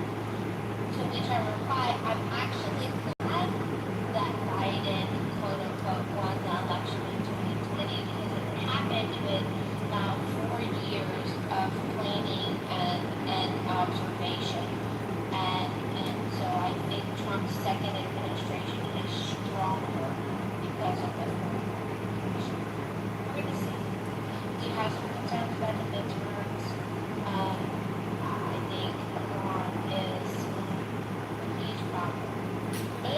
I think there's other things that are going well that we should pay attention to and present to voters.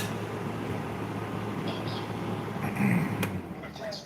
Such as what? Hey Jane, how you doing, Jane? Okay, Jane asked me a question. Why don't you go ahead and pose the question? I'm still incredibly pleased about border security. We saw a devastating impact of an unofficial open door policy to our country. I am okay with ICE rounding up illegal immigrants and sending them home.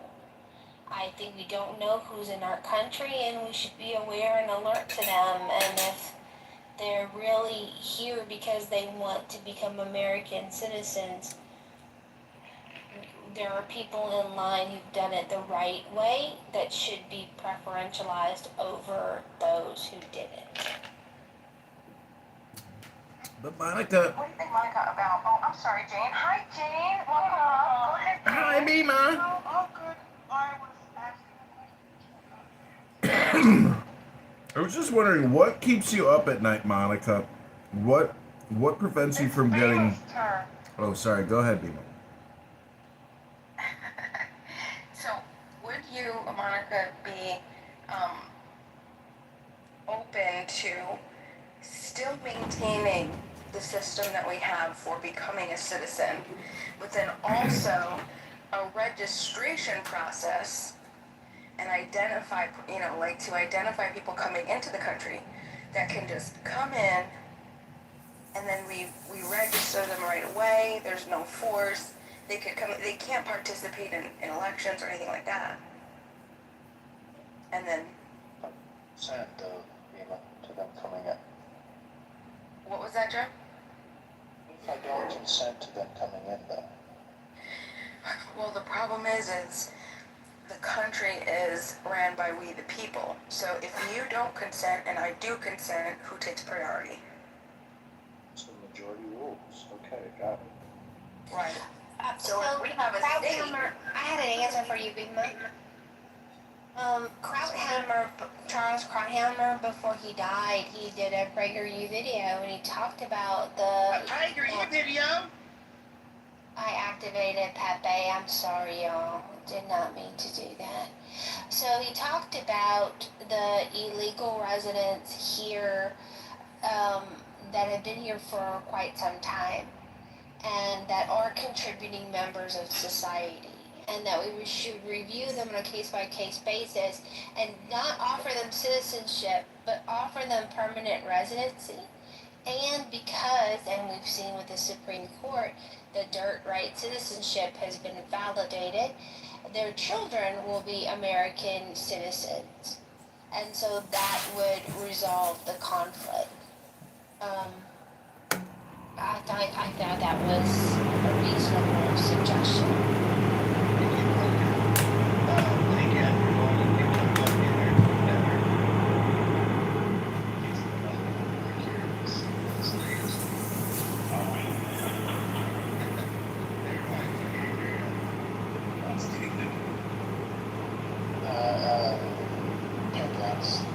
That's fine.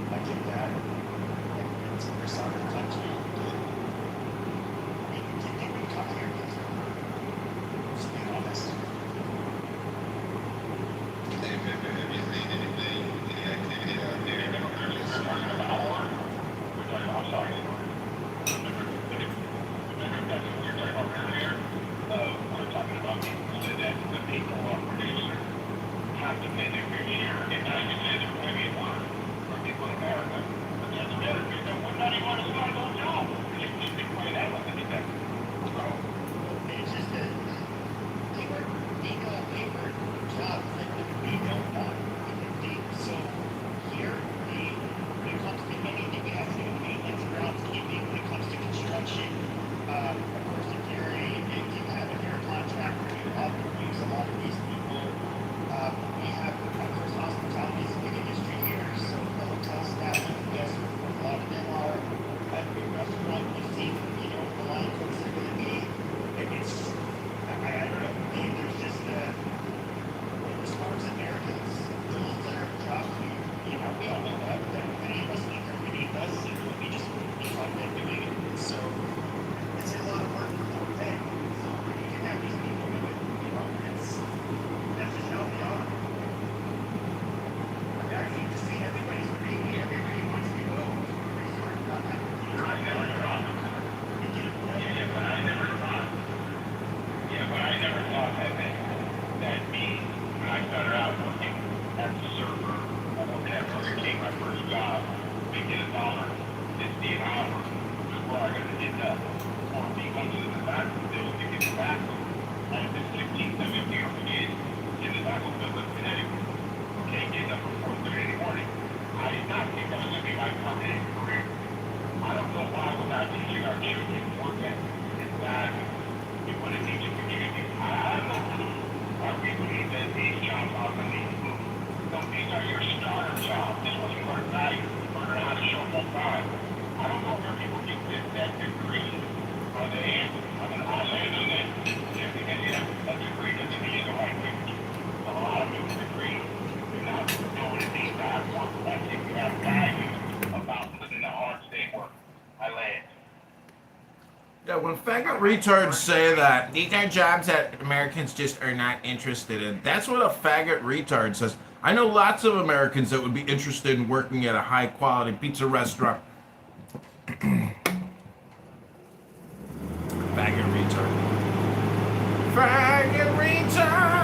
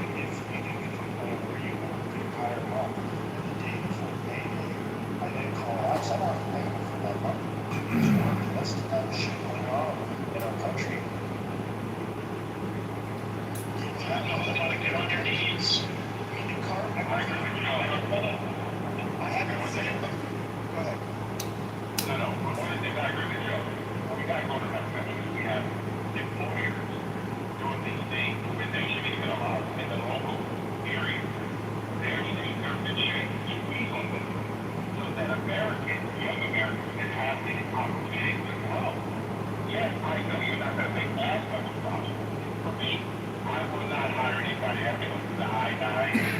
I have a major company in my hire fighting people who are illegal in California. Okay, and all over the new company. But I can't. So, and it's not that I can't, I won't personally. I don't believe that I should not give an American the opportunity to do that first. Rules ever, or because there's a federal law, I mean, there's a very specific law, if you ever read it, they do as the employer, you're gonna have to pay a fine, and if you keep doing it over and over, the fine goes up, that could be imprisonment. So you're talking about hiring someone with one versus then.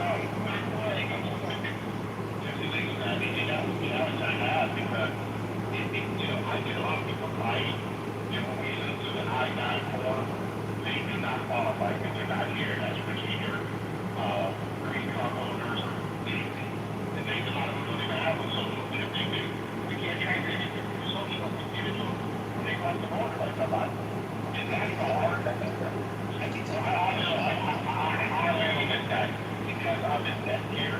I got to be very careful because a lot of things that we do with families that come into our care.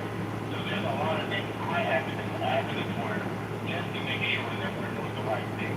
So, Joe, you're correct 100%. That we have way too many American business owners speaking from the border that bringing way too many people onto their property. And that's why we have this issue with illegal immigrants. They know there's work here, and that's the tragedy. I can tell you one place where it's a guarantee that 100% of the employees are going to be illegal, and you can see raids on them all the time. Last time I saw a raid was when the problem was full of this. And that is at a car wash. Now, it's one of the worst jobs you can have, these meetings. Can you imagine 120 degrees maybe, when you're out in the fucking sun? It is miserable. And, yeah, I mean, it's not here, and you're not going to, that's the job, I think, quite frankly, the fact that they have to do that job, I feel like they deserve something special. May I respond? If you've ever been to a car wash, you know that the overwhelming majority of those employees are like 16-year-olds, 17-year-olds, 18-year-olds, maybe college students. I've got a membership at a car wash. Okay, well, I would love to travel to a couple of Phoenix car washes just to experience what it's like there. But in Dallas, overwhelmingly, it's fucking 16 to 23-year-olds. That's the job. Experiencing what Pepe's experiencing. By the way, the first time I went to a car wash here, I had an Elvis impersonator working the car wash. Wow. Hey, as a former veteran, I'd like to speak up for veterans that have served overseas and fought to the death to protect the liberty of this country from faggot retards that want to sit here and make excuses for illegal alien invaders and laborers.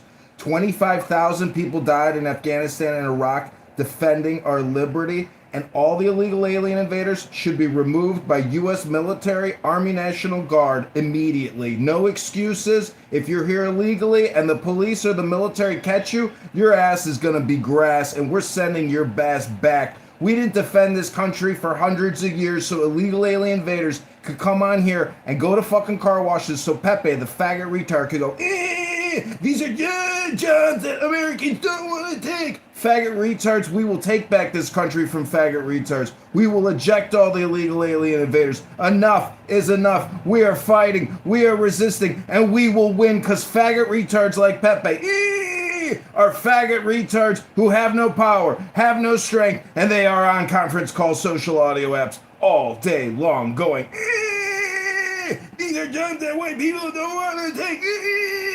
Tell that to the 25,000 dead Americans in Afghanistan and Iraq, faggot retard. Hello!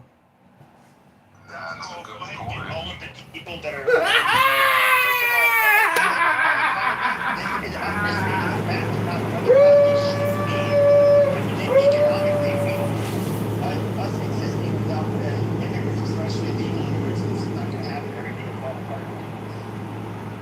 everything's cheap here, or at least historically it was cheap for fucking reason. And as far as making it so that you can get the Army and the National Guard to do that and up the road, I don't see that ever happening. But at the end of the day, I'm only talking about the factors that pull people here. They exist. I don't know what you really do to stop them, except for, yeah, you can do what you said. But I don't even think it's legal, personally. You know, it's crazy. It's 106, 108 degrees here in the Celsius. I just want to look. I think the answer is how much your state actually cooperates with ICE. We did have illegals here in the South that were taking these jobs. However, states like Louisiana, Mississippi, and Alabama have cooperated with ICE. We've got rid of them, and now we have Americans that have built those jobs. So, you know, it's 106, 108 degrees out here in West Texas. My nephew's one of the white kids, you know, that works at a car wash, and it is fucking miserable. It's a terrible job. But like someone said, there's actually black kids over here, black, white, Hispanic, most of them are 17 to 21 high school and college kids. And this is the difference between like Phoenix and places like where I live. We round up all the fucking illegals, so you guys just let them fucking free and just take all the jobs from the American citizens for, you know, high school and college kids who are in your city. They probably can't find jobs because they're all filled with a bunch of fucking wetbacks all over the border. No, I want to kick the fuck out of them. I kick the fuck out of them. And then all the high school and college kids, but I would fucking United States and actually have jobs. Yeah, the reason why I say it, because the guy, I live in California, in 1970, I know all of our car washes, all of our, everybody thinks it's bad that we hit this at a large scale, and the motor world and everything else, that they put every single person in DMV, just register, but you know, like, yes, unfortunately, they are very bad at taking the sharing. West Texas, we call this, you know, ICE on the fucking immigrants. But you know what the other one is? They consider themselves to help. It's actually been after death. If you look at the reason why you guys are turning blue, a lot of people will immediately look and think, yes, guys, what kind of stuff? So you guys did turn to a majority non-white state, and it's kind of somewhat gone, well, it has gone blue with the change in demographics. But if you look at who's doing the vote, who's voting blue? Oh, you mean California? Jesus Christ! Illegals voting illegally. Here we go. I was just trying to get clarification from Steve. Motherfucking Spurs. Two Spurs. Go going off the front. It's amazing. Jesus Christ. No, it's actually the white people there that have drastically started voting left, and it was Silicon Valley and basically all the people that migrated there that ended up like really turning that state to majority blue had little to do with the changing of the demographics. In fact, I think the Hispanics have largely started to even out for I think even in this last election, I think California was also one of the states. Did you study statistics in undergrad, PP? Jesus Christ, another fucking retard. Okay. When you land Pepe, I want to go. Yeah, and I want it. Go ahead and land. Finish up, Pepe.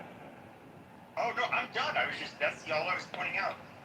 Okay, cool. Hey, look, and William, I wanted to lead right into you, so this is perfect. I think there's a correlation between homeless and drug use and illegal immigration. Clearly, the ones not filling these upward mobility jobs are many people that are homeless and drug addicted living in the West Coast. So we're replacing one part of our population saying, well, no one's going to work. Yeah, because they don't have the opportunity to work because illegals have taken their jobs. They're now on the streets, living on the streets, doing drugs. The Democrats then go and harvest both votes from the homeless and from the illegals.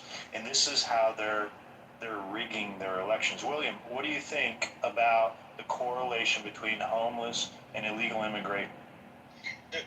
There's a correlation there, but I wanted to start by saying, Pepe, California has always been predominantly blue. The way that it's broken up in the major cities and versus the more urban areas that are blue, and the country is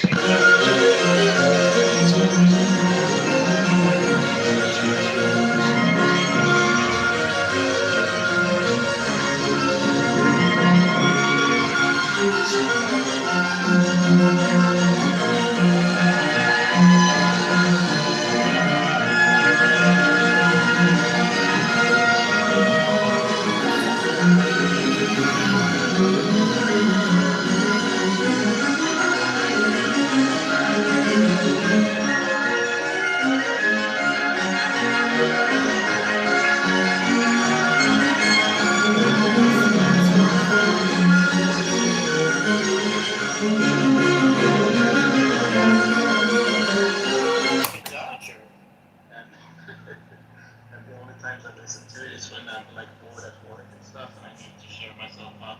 That there's someone that just can answer questions.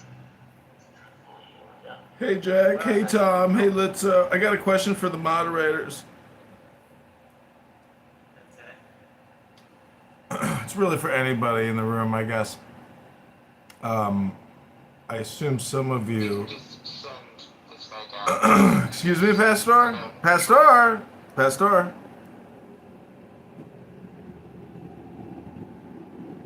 Oh yeah, that guy's in Discord, isn't he? He's in Discord. Come into our room at this platform. I don't know, maybe I'm confusing Anyway, guys, from Discord, but definitely here. One of the other people that I've only seen very few videos, it doesn't seem like he debates that much, is, and I don't know how to pronounce it, but something like Ozymandias or something like that. Oh yeah. And I have seen like two videos. I really like his way of doing things. Because he seems very, very reasonable and just quite knowledgeable.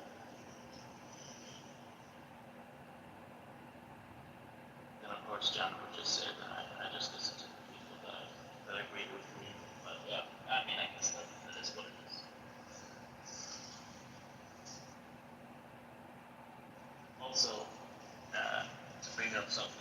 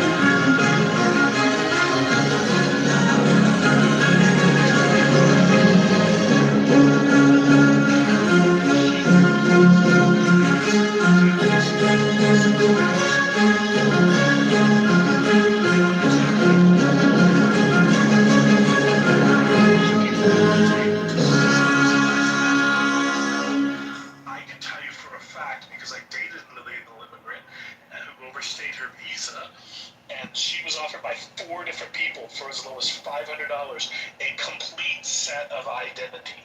Okay, they take kids who aren't old enough to be working, and they tell elderly people you get a social security number and everything that you need to pass the I-9 test. It's $500.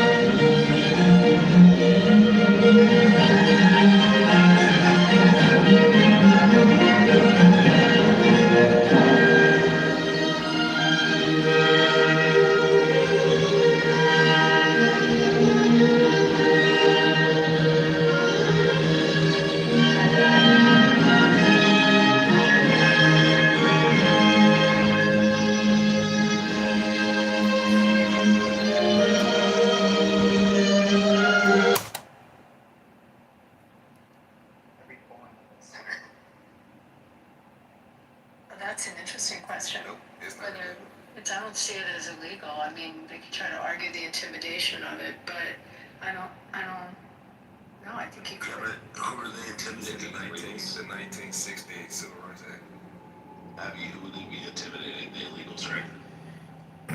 The Jewish variant penguin, LGBTQAI, whatever. Lanciatori, scus. Scus, how do you guys know how to scus? Lanciatori.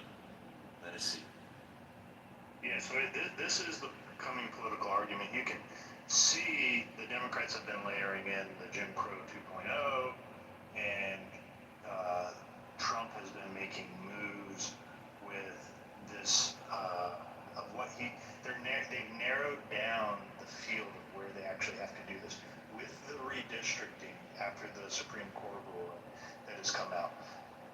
There's only going to be two handfuls of battleground House districts.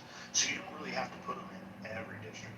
So we already know there's like 210 Republican spots already locked up, or 212, and like 208 Democrat spots or something like that. It comes down to about a dozen seats that is going to decide the balance of power.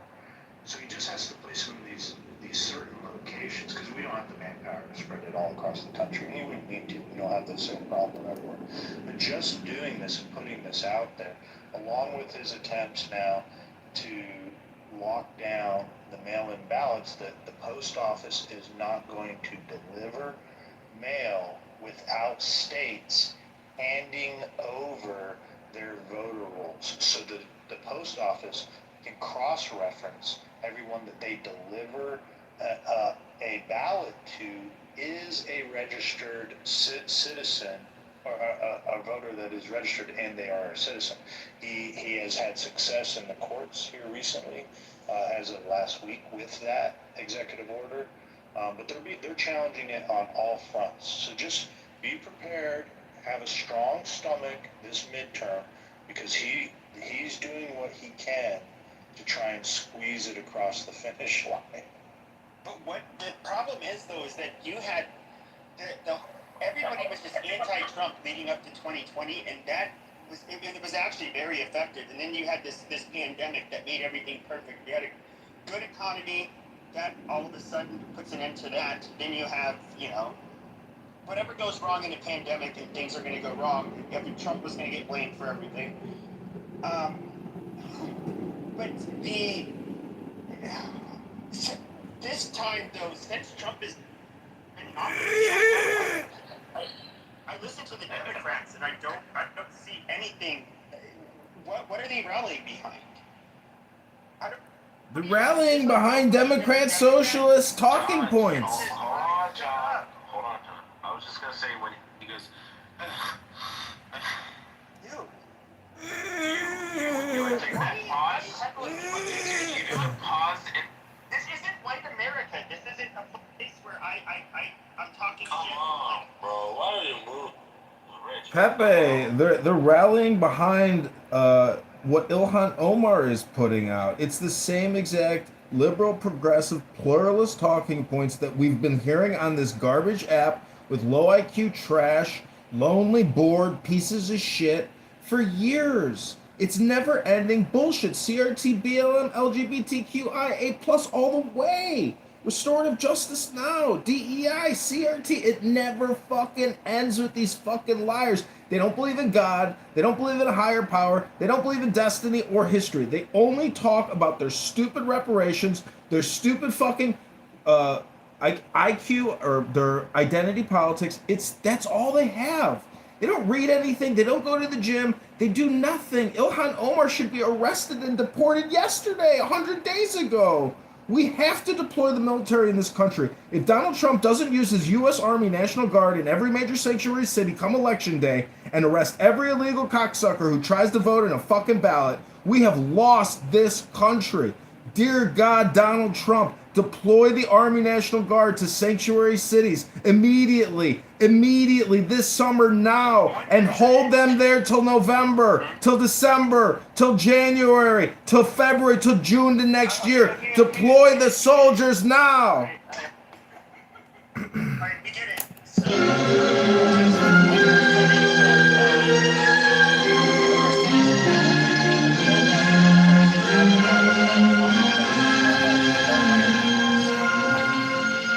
something tells me that it's probably fucking rare, but only it happens maybe a few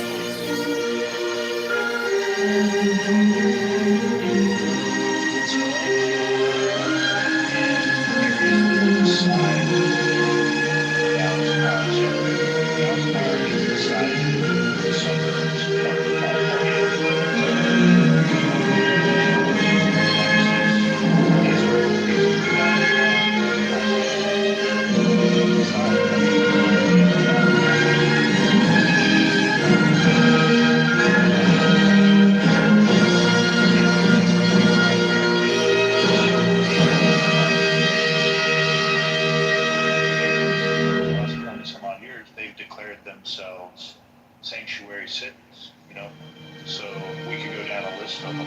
Denver as one. Did Dallas ever declare? I think Dallas, right? Was Phoenix ever called a sanctuary city? Yeah, very different. We're not the type of city. We're not a politically sanctuary city. Basically, if you're a victim of a crime, you call the cops. They're not going to ask your immigration status, or if it's close enough, they're not going to deport you. If you're a witness, you can come forward. They're not going to tell lies. Basically, just so things can run, like with law enforcement and that kind of stuff. But if you end up, let's say, committing a crime, and you get arrested, they're definitely handing you over to ICE. Right? So they cooperate with you. For the most part. Yeah, I don't know. It's That could be a good tactic that our law enforcement could all cooperate in different states with ICE, with immigration. To your point,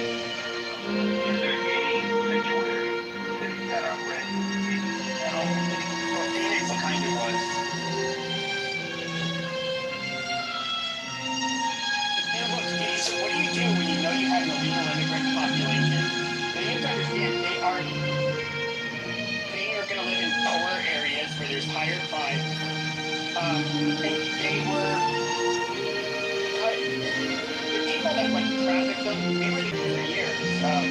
These people are taken for ransom. All kinds of things will happen.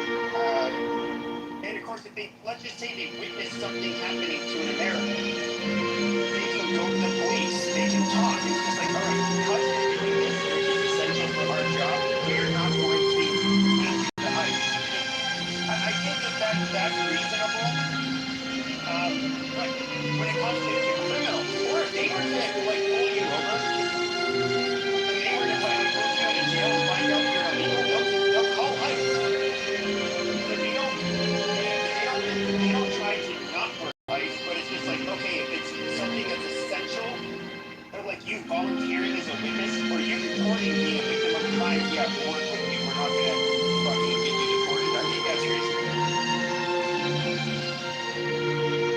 California is different. You'll have an inmate. It can be a child molester. It can be any number of horrible things. What they'll intentionally do is the California Department of Corrections, ICE will have a retainer on them, and they'll say, hey, let us know when your guy's getting out and what prison you need to pick him up in, and send him back to, let's say, Mexico. California will deliberately not tell them what time or from what prison the inmate is being released from, to avoid that person from being removed, which I think is absolutely fucking asinine. I personally know people, several people who've been deported from Mexico to America, back to America, just for actual asshole in Mexico. It's pretty typical there. So I don't know why, it's just virtue signal bullshit. The LA County jails, for sure, all of the sheriffs, the vast majority, are of the team. Yeah, it's like the cops here, So not only will they do what you're talking about, they will literally, like if you've ever been to county jail, there's this whole process. It takes you anywhere from 8 to 12 hours to actually get out on the day you're supposed to be released. Right? And everyone gets early release, blah, blah. They will not only do what you're talking about, they will literally release people early. So even if the ICE is trying to guess when they're going to get out, they'll alter it just to help people out. At least that's the rumor that's going around among some sheriffs who are kind of against, because they say the largest gang in LA County is the sheriff's gang. It's really the sheriff's gang. It's called something or other. Yeah.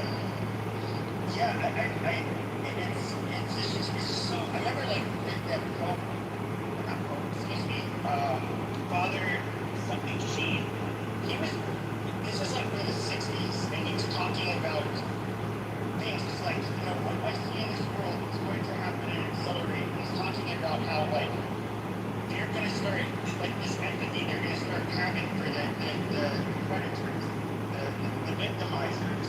They're going to, basically forget about the victims, those that are caused harm. And you saw this huge, you definitely saw that. And this video was really viral 5 or 6 years ago. In the height of all of this, criminal justice reform.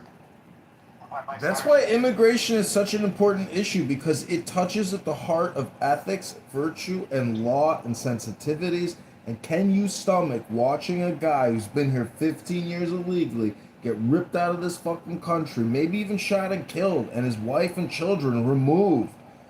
These are very difficult questions, and emotionally, these types of situations are happening left and right.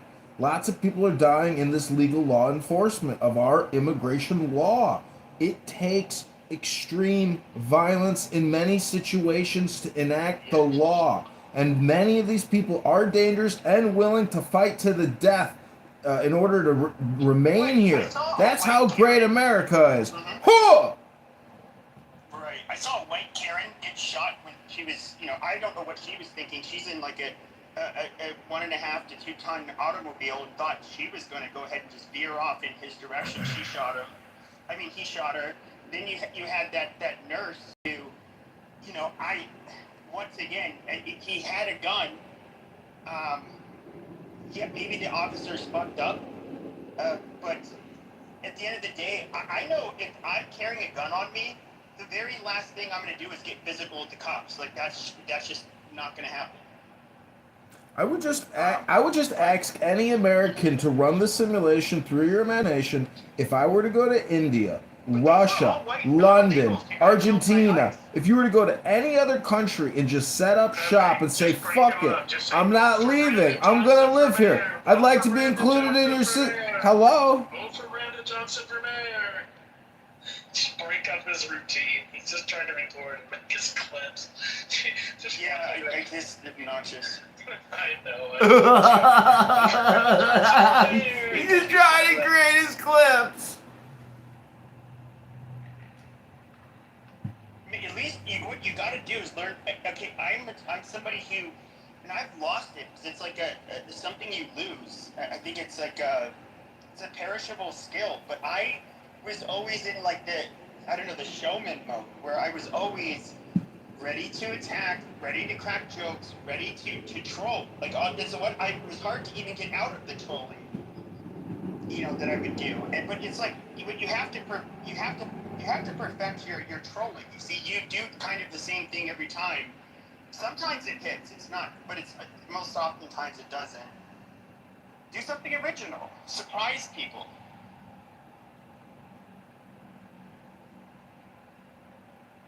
I don't know. I think the days of trolling on Clubhouse are gone. No, I think they are too. Yeah. Right. Like that era is over. That was season 2 or 3. Yep. That's when I stopped trolling. I mean, I do it occasionally when it's like I can tell that this person is gonna take the bait and they're a real asshole. Sometimes I do it to Monica. And I don't dislike Monica, but Monica's. She's just the perfect bait.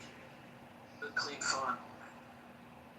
You're such a little squirt, Pepe, Pee-Pee. It's just how it works.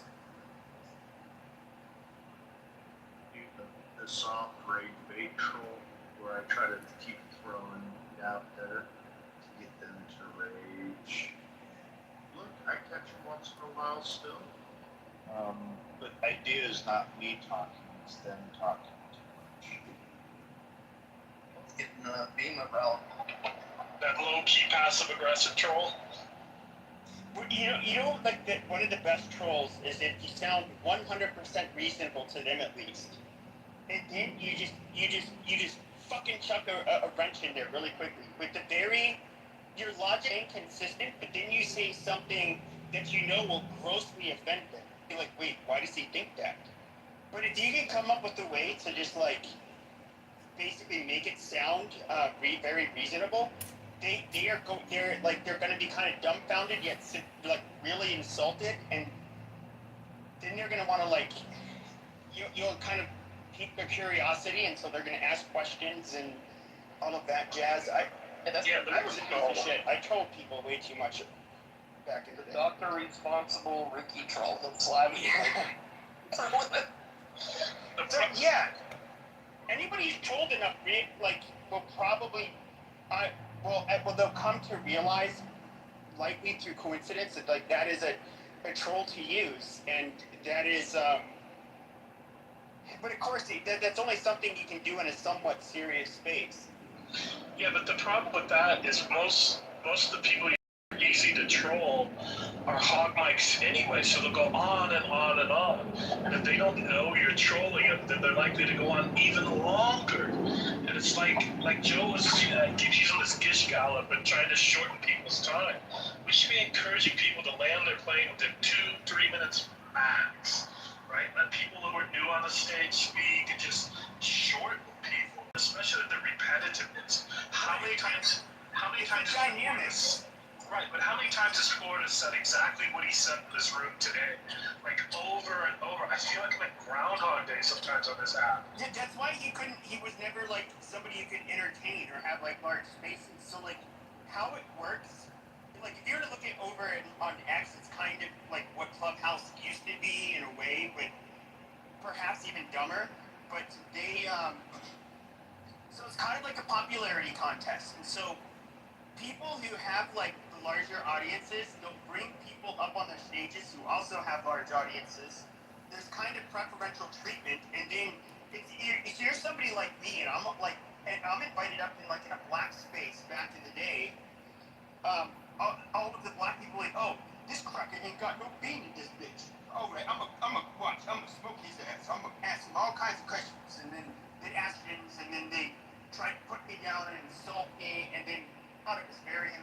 to do that, but in other words, you couldn't really hog the mic back then because like the people who were running the rooms kind of they were going to center the people that people wanted to like hear, because it was basically who's gonna cause the most drama. And really, it's very. All this was kind of like a Jerry Springer show, you know. In all reality, it was like not that serious. You could be the most like outrageous and in an entertaining way. I mean, I look at Clubhouse like the news, bro. When the news, you see the news when they report good shit, don't nobody care about that shit. When you report some bad shit, some drama, that's when the views pick up. It's the same way with Clubhouse, bro. That's why you got your race title, you got your political title. It's all about drama, but at the same time, it's a fine line between drama and keeping it still type of conversation. Hey, oh, it's Michelin. Hey, what's up, my favorite Michelin? Neftali, what's up, bro? Shut your goddamn mouth, Pepe. Watch your mouth. Don't call me that. True moderators, they know how to balance the two. They know when to spice it up, spice the room up, and then they know when to calm the room down.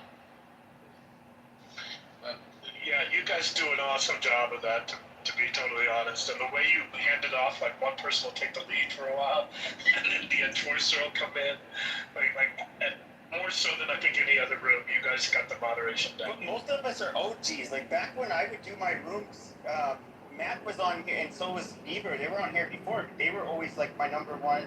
No, Mon was always my number one, but they were like my number twos. And then, no, but like all of us here, we have like years of experience. Before I was on here, I was used to doing the moderating on fucking, what do you call it, Discord. And so yeah, there's a style, but like at the end of the day, we kind of like come on here, I think, and we all kind of know each other. We know who has like different opinions on this app.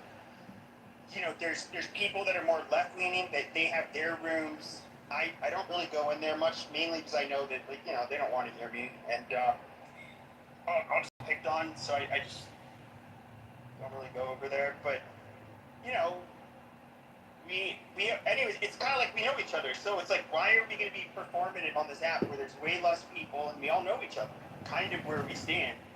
But everybody still has like disagreements to an extent with each other, and so you can talk about shit.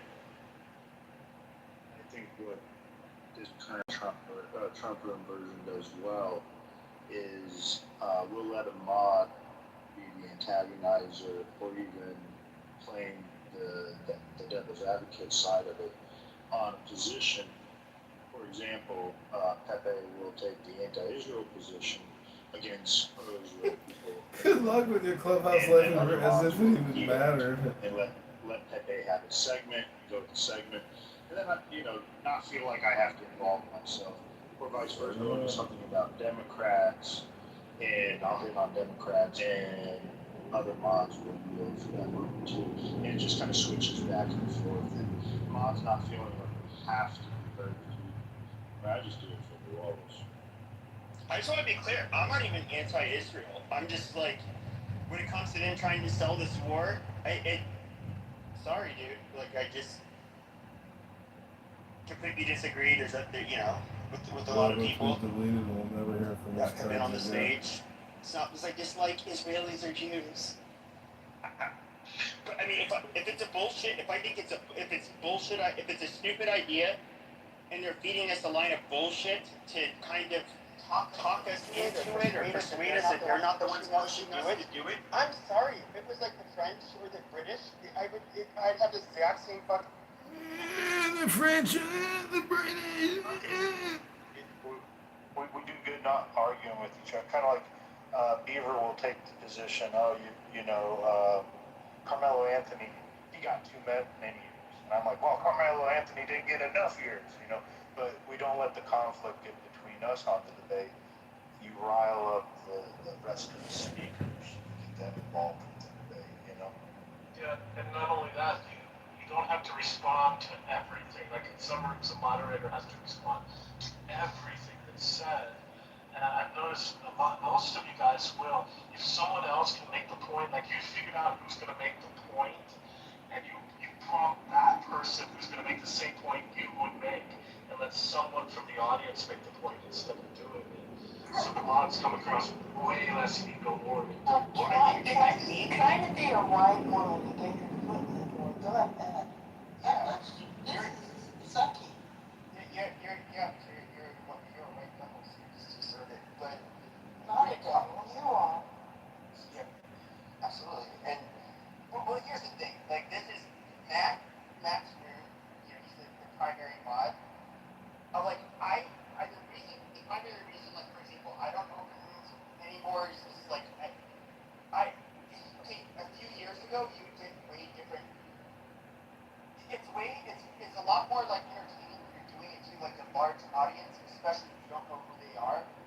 And you know, it was entertaining a crowd as opposed to like talking to people you already know. Pepe Show doesn't pay the bills. On here, like we all kind of know each other. It's Matt's room. I don't have to like be at my phone the whole time. I can be half listening. I can hear that, you know, I'll listen, I'll see how people respond to each other. And, you know, oftentimes, yeah, you're right, I don't have to make a, you know, there's no reason I have to make a response. And I think most of us here, we'll only, it's like if we hear something that really piques our interest, then we're just going to, like, respond. It hit us in some certain way. Like maybe it would hit the other mods.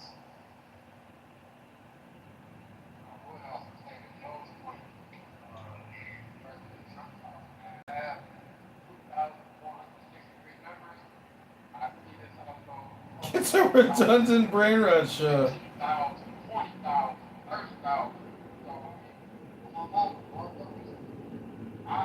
People might not pay attention to numbers, but I'll pay attention to numbers. I know for a fact this house is doing what it's supposed to do.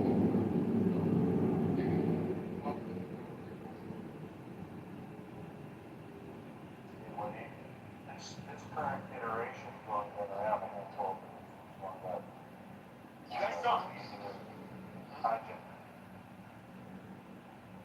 Some of us used to hold pretty nice rooms on topics. I used to hold one on education, and it got big, but dumbasses from other rooms, Dan, came in and blew it up. What about you guys? Any rooms that are growing or just stagnant? Hello? No, everything's stagnant here. Well, this room's been kind of like, we haven't had like a right-wing room on Clubhouse that like had any real numbers in a while. You know, I'd say these rooms are doing it, so that's a plus. It's also the nature of kind of where things are at. One, the app was fresher and newer. I know a lot of people that had first joined this app, they'd never even done social media like Pepe has done Discord and I did Periscope and things like that. So this isn't like a Post this shit on Fox News. Yeah, I'm Gen Z and yeah, I don't want to work. The other part of it is when it comes to right-wing discussions, it's always a lot easier when your party's not in power. So exactly. Yeah, and this isn't just on Clubhouse.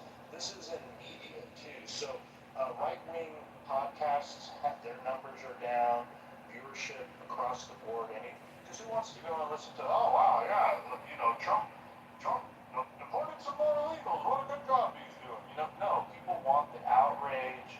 They want a place to cope. That's why you're seeing like the politically incorrect and the 420 room. These rooms, they have all people are, you know, they're yearning for a place to cope with like-minded people, so they know that they're not alone during this agony of the Trump administration. And that's what a little bit different though. When we did it here between 21 and 24, we were literally going through medical tyranny, where they had us locked down in our houses. We couldn't go out to the bars. We couldn't socialize with anybody. So they were coming and arresting some of us for attending a rally in Washington, D.C. It was nuts for the first couple of years. And I don't know if we'll ever recreate that moment. That is the thing. It's like I was somebody who was like addicted to it. I really was having so much fun doing it. And like the trolling. First of all, I think everything gets old. The topics that I would like to talk about, 5 or 6 years ago, in the height of like BLM. So, like I've been after black people when I first came on this app, primarily. And you basically try and destroy all of the BLM, narratives. Today, I would say that's rather mainstream. And most people like, yeah, BLM fucking suck. Yeah, no. In fact, I have that word fatigue. Fuck these people. And it's just like, oh, basically, so that was edgy back when I would say that kind of shit. But today, it's nothing. But even the trolling and getting the reaction out of people and like making people laugh and all that shit was fun. This isn't the LinkedIn credibility or Clubhouse anymore. And yeah, everybody was like, Parlor was shut down. All of the right were getting kicked off of YouTube, Twitter, and what did you have? You had Discord, that's about it.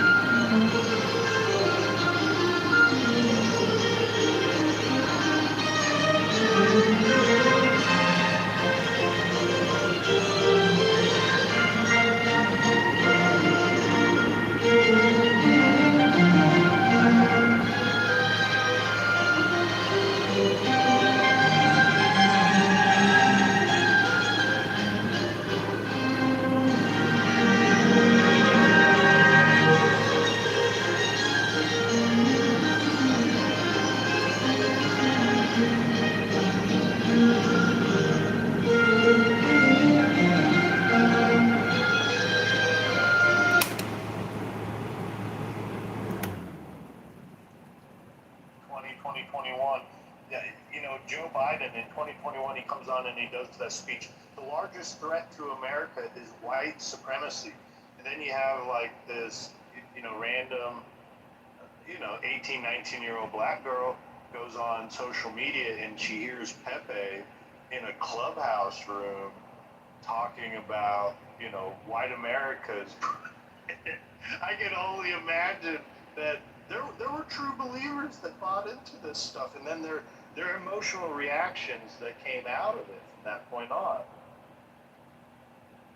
Yeah, it was fucking amazing. Yeah, but if Pepe is the all or nothing of what white racism is and structural racism is on the internet, then it's nothing. It doesn't even exist. It's just a mirage and an illusion. Academy change of troll here in fucking clip farm.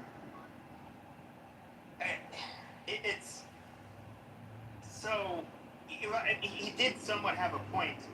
My white racism was not. First of all, I'll let you know a secret, like with white racism. Never get along. White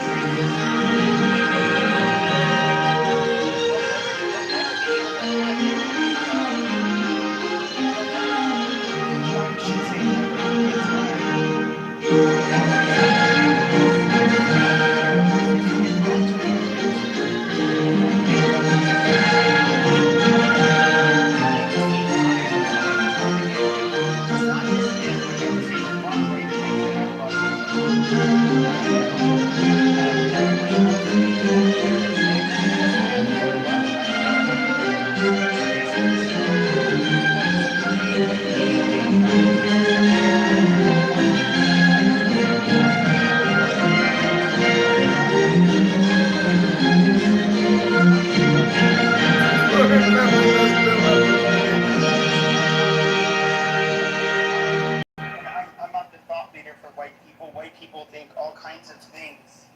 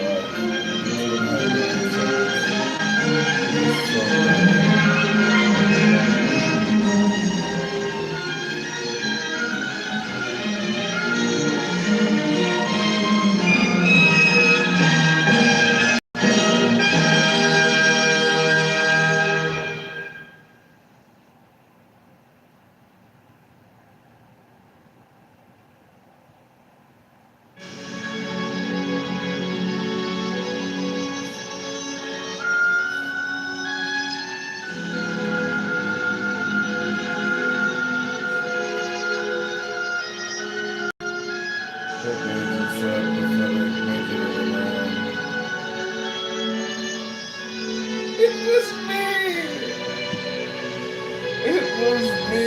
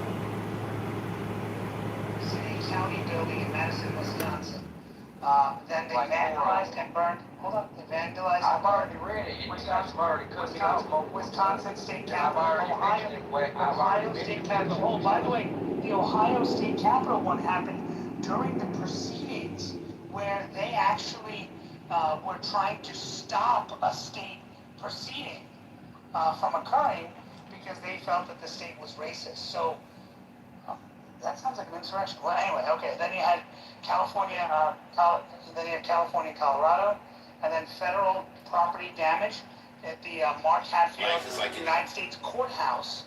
And they did nightly clashes there, and they lit fireworks and small fires, and the police had to reinforce the exterior structure itself to make sure it didn't burn down, but it was close to being burnt down. And then you mentioned the St. John's Episcopal Church. Our federal courthouse in Las Vegas also got attacked.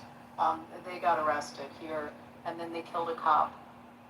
And that was Every attacked. major sanctuary city in 2020 got overrun with BLM riots. No, it's not. Every city in 2020. It's a city. It's not supposed to be partisan. Nevada's a purple fucking state. Purple, and our sheriff is now our governor. That is purple, just like Marshall Rankin's balls. They are, at least the perception of Arizona. Abby can tell me if I'm wrong. We're a purplish state. Purple. We understand that when we go to Do y'all have, hold on. so do y'all have the low? I'm not gonna hold on Let me anymore. finish. Yo, bitch ass. No, I've been cut off the boat. I've been cut off the boat. Okay, fuck this shit. Okay, our purple. They are rather no nonsense even compared to Arizona when it comes to like their cops and law. The cops are very tough here. And so you just don't fuck around. If you think it's a crime, just don't do it. That's how it is. But they definitely killed a cop. They killed a cop. No, I'm sorry. They paralyzed a cop. A guy paralyzed At a that cop. time, they were run by Dems in Las Vegas. Oh, that's Yeah. amazing. Because Well, I used to live in, yeah. I used to live in Aurora. The police, obviously the police, they seem real lenient. I never had any problems. Didn't even get pulled over for speeding or anything. I mean, I'm not a speeder and stuff, but yeah, that's just how lax they are over there. And I was shocked because you said that there was an event in Las Vegas and y'all are purple. Well, New Orleans is kind of pretty much blue. I didn't see anything too drastic coming from there. There were protests in March. I wasn't a part of it. I just happened to be there because I lived there and stuff. But Our sheriff. y'all are real radical out west. Our sheriff Wild West. the sheriff is very, very tough here.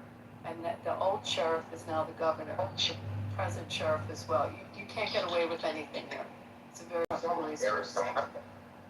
So look, in New Orleans, they were tearing down the statues or throwing statues into the Mississippi River. So there was violence going on. But I just want to remind everyone, Rob, what happened with that segment, and I'll pass the mic and I'll let everyone else fight over it. What Rob makes disingenuous attempts to ask questions. The list is so long of Democrat violence that he doesn't give enough time for us to go through the list.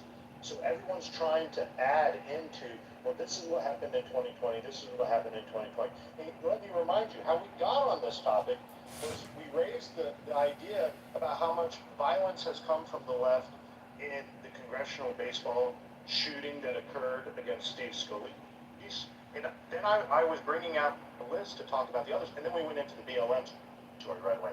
So we never got an attempt to... Yeah, but Joe, this is how Rob Gulati fucks his victims. Particularly bringing up how biased the media was, how biased the media always is, where if you're a victim of a left-wing attack, like for example, on the congressional baseball team, it's just like, oh, a congressman with a rather controversial history, basically they're painting a picture, and they just want to basically say, oh, well, this motherfucker had it coming. Whereas they will absolutely paint you as fucking Hitler reincarnate who needs to, they need to send everything and anything after you that at the government's disposal in order to neutralize you or take you into custody if you have a different belief. Like, this is what they've been doing for fucking years. So I just want to finish out the list, and then we can go back to the BLM riots that occurred in 2020. Look, in 2022, there was a plot or an attempt on Supreme Court Justice Brett Kavanaugh's life. In 2025, there was the assassination of Charlie Kirk. The assault on Rand Paul in his yard by his neighbor, who's a known anti-Trump Occupy Democrat supporter. The assault on Larry Elder in California in 2021, when they threw eggs at him from a gorilla mask. Remember the fat white liberal woman that dressed in the gorilla mask and threw eggs at him? There was then a plot against Republican officials in 2025 at the National Mall with a folding knife and Molotov cocktails. We had other incidences of then I couldn't forget Thomas Crooks that attempted the kill on Donald Trump, and Ryan Roof that was in the West Palm Beach, Florida. So that's just to name some of them, along with all the other violence. I think the Democrats have a violence problem. Don't forget that nigga faggot retard Dr. Adams and what he did to Spencer Pratt in Los Angeles. And I'm glad he does. He does the same shit. Like, that's the difference between me and you guys. I won't try to spin any of that. I can't spin any of that. It's not, I don't believe it. You can't spin it. That's the way you spin it with your victims, Rob. In America, in terms of especially for black people, won't work well for us. Politically motivated violence. Like, I'm not trying to spin it like it's an acceptable thing. The problem with you guys is you guys will go to every great length to like if we, let's say we just talked about what happened on January 6th, and we can talk about the guys in El Paso, we can talk about many things. We can talk about the people in Minnesota that got killed, what was it, a year or two ago? Or lack thereof. We can talk about it.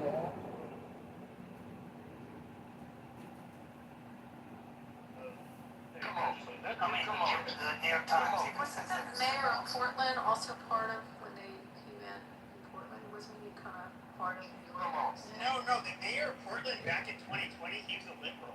But what happened is he was living in a condo high-rise near downtown Portland. He actually had to move from there because they constantly shot off fireworks outside of the building where he was living. So obviously, it would drive the neighbors as well as himself. Josh Shapiro's house get like some attack. I remember about that about a year. So it's like we can go some attack. But what I'm saying is you guys are all. Yeah, but Ben Shapiro was likely, I'm talking about the governor. Yeah, the Governor Shapiro was likely attacked by somebody who's like an Islamist or somebody on the left. He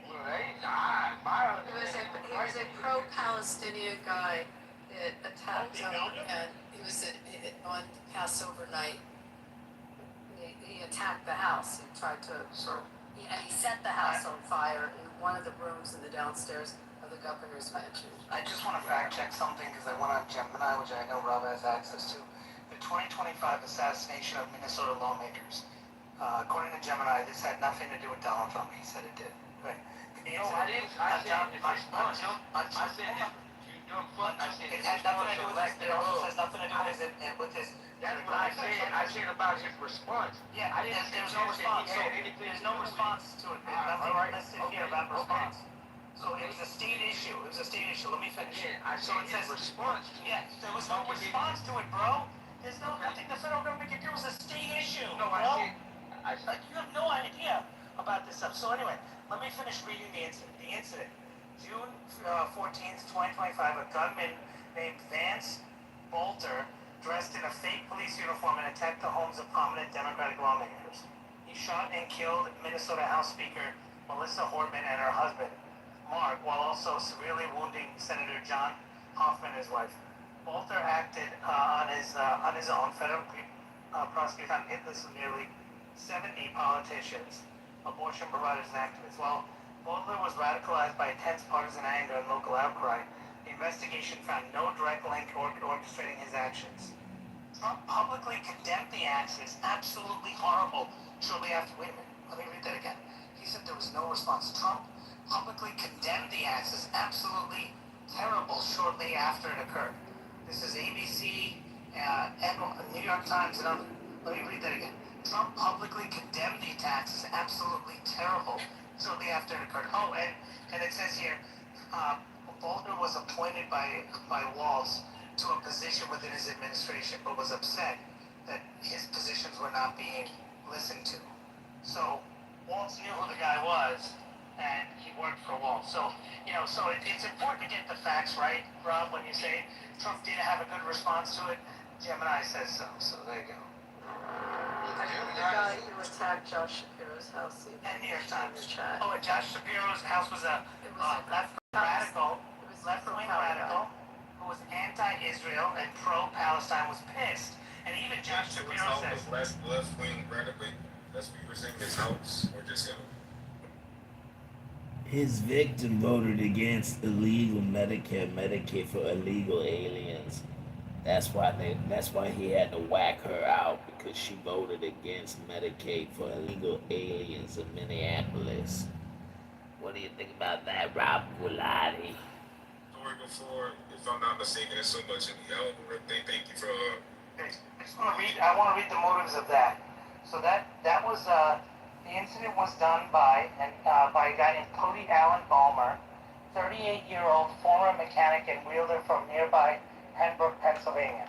It says the motive. According to the search warrants for Balmer's 911 call, he targeted Governor Shapiro over perceived injustices to the people of Palestine. That sounds like a Republican motive. You know what? Rob was right.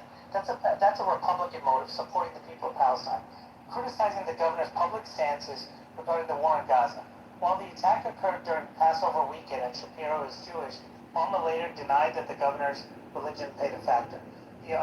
His family also noted that they had tried unsuccessfully to get Balmer to help. Balmer is pronounced progressive and says that the governor's stance on issues related to Palestine were conservative. Legal outcome. October 2025. Balmer pleaded guilty to attempted murder, terrorism, burglary, and 22 counts of arson. He accepted a plea and was sentenced to 25 to 50 years in state prison. So Joe, add that as another one to left-wing violence, this time against a moderate, considered a moderate Dem, just because he's Jewish and supports Israel. Let me recap the day. And then gave $5 million to the Islamic Center in Pennsylvania, by the way. Let me recap the day in 10 to 20 seconds. Look, I mean, this is what we've made the assertions about the DSA taking over the Democrat Party. We're making assertions about how Democrats in the supporters of the DSA have a violence problem. However, moderate Democrats, quote unquote moderate Democrats, just dismiss it as, well, this is just radical fringe elements of the Democrat Party, or this is just right-wing rhetoric that y'all are making up.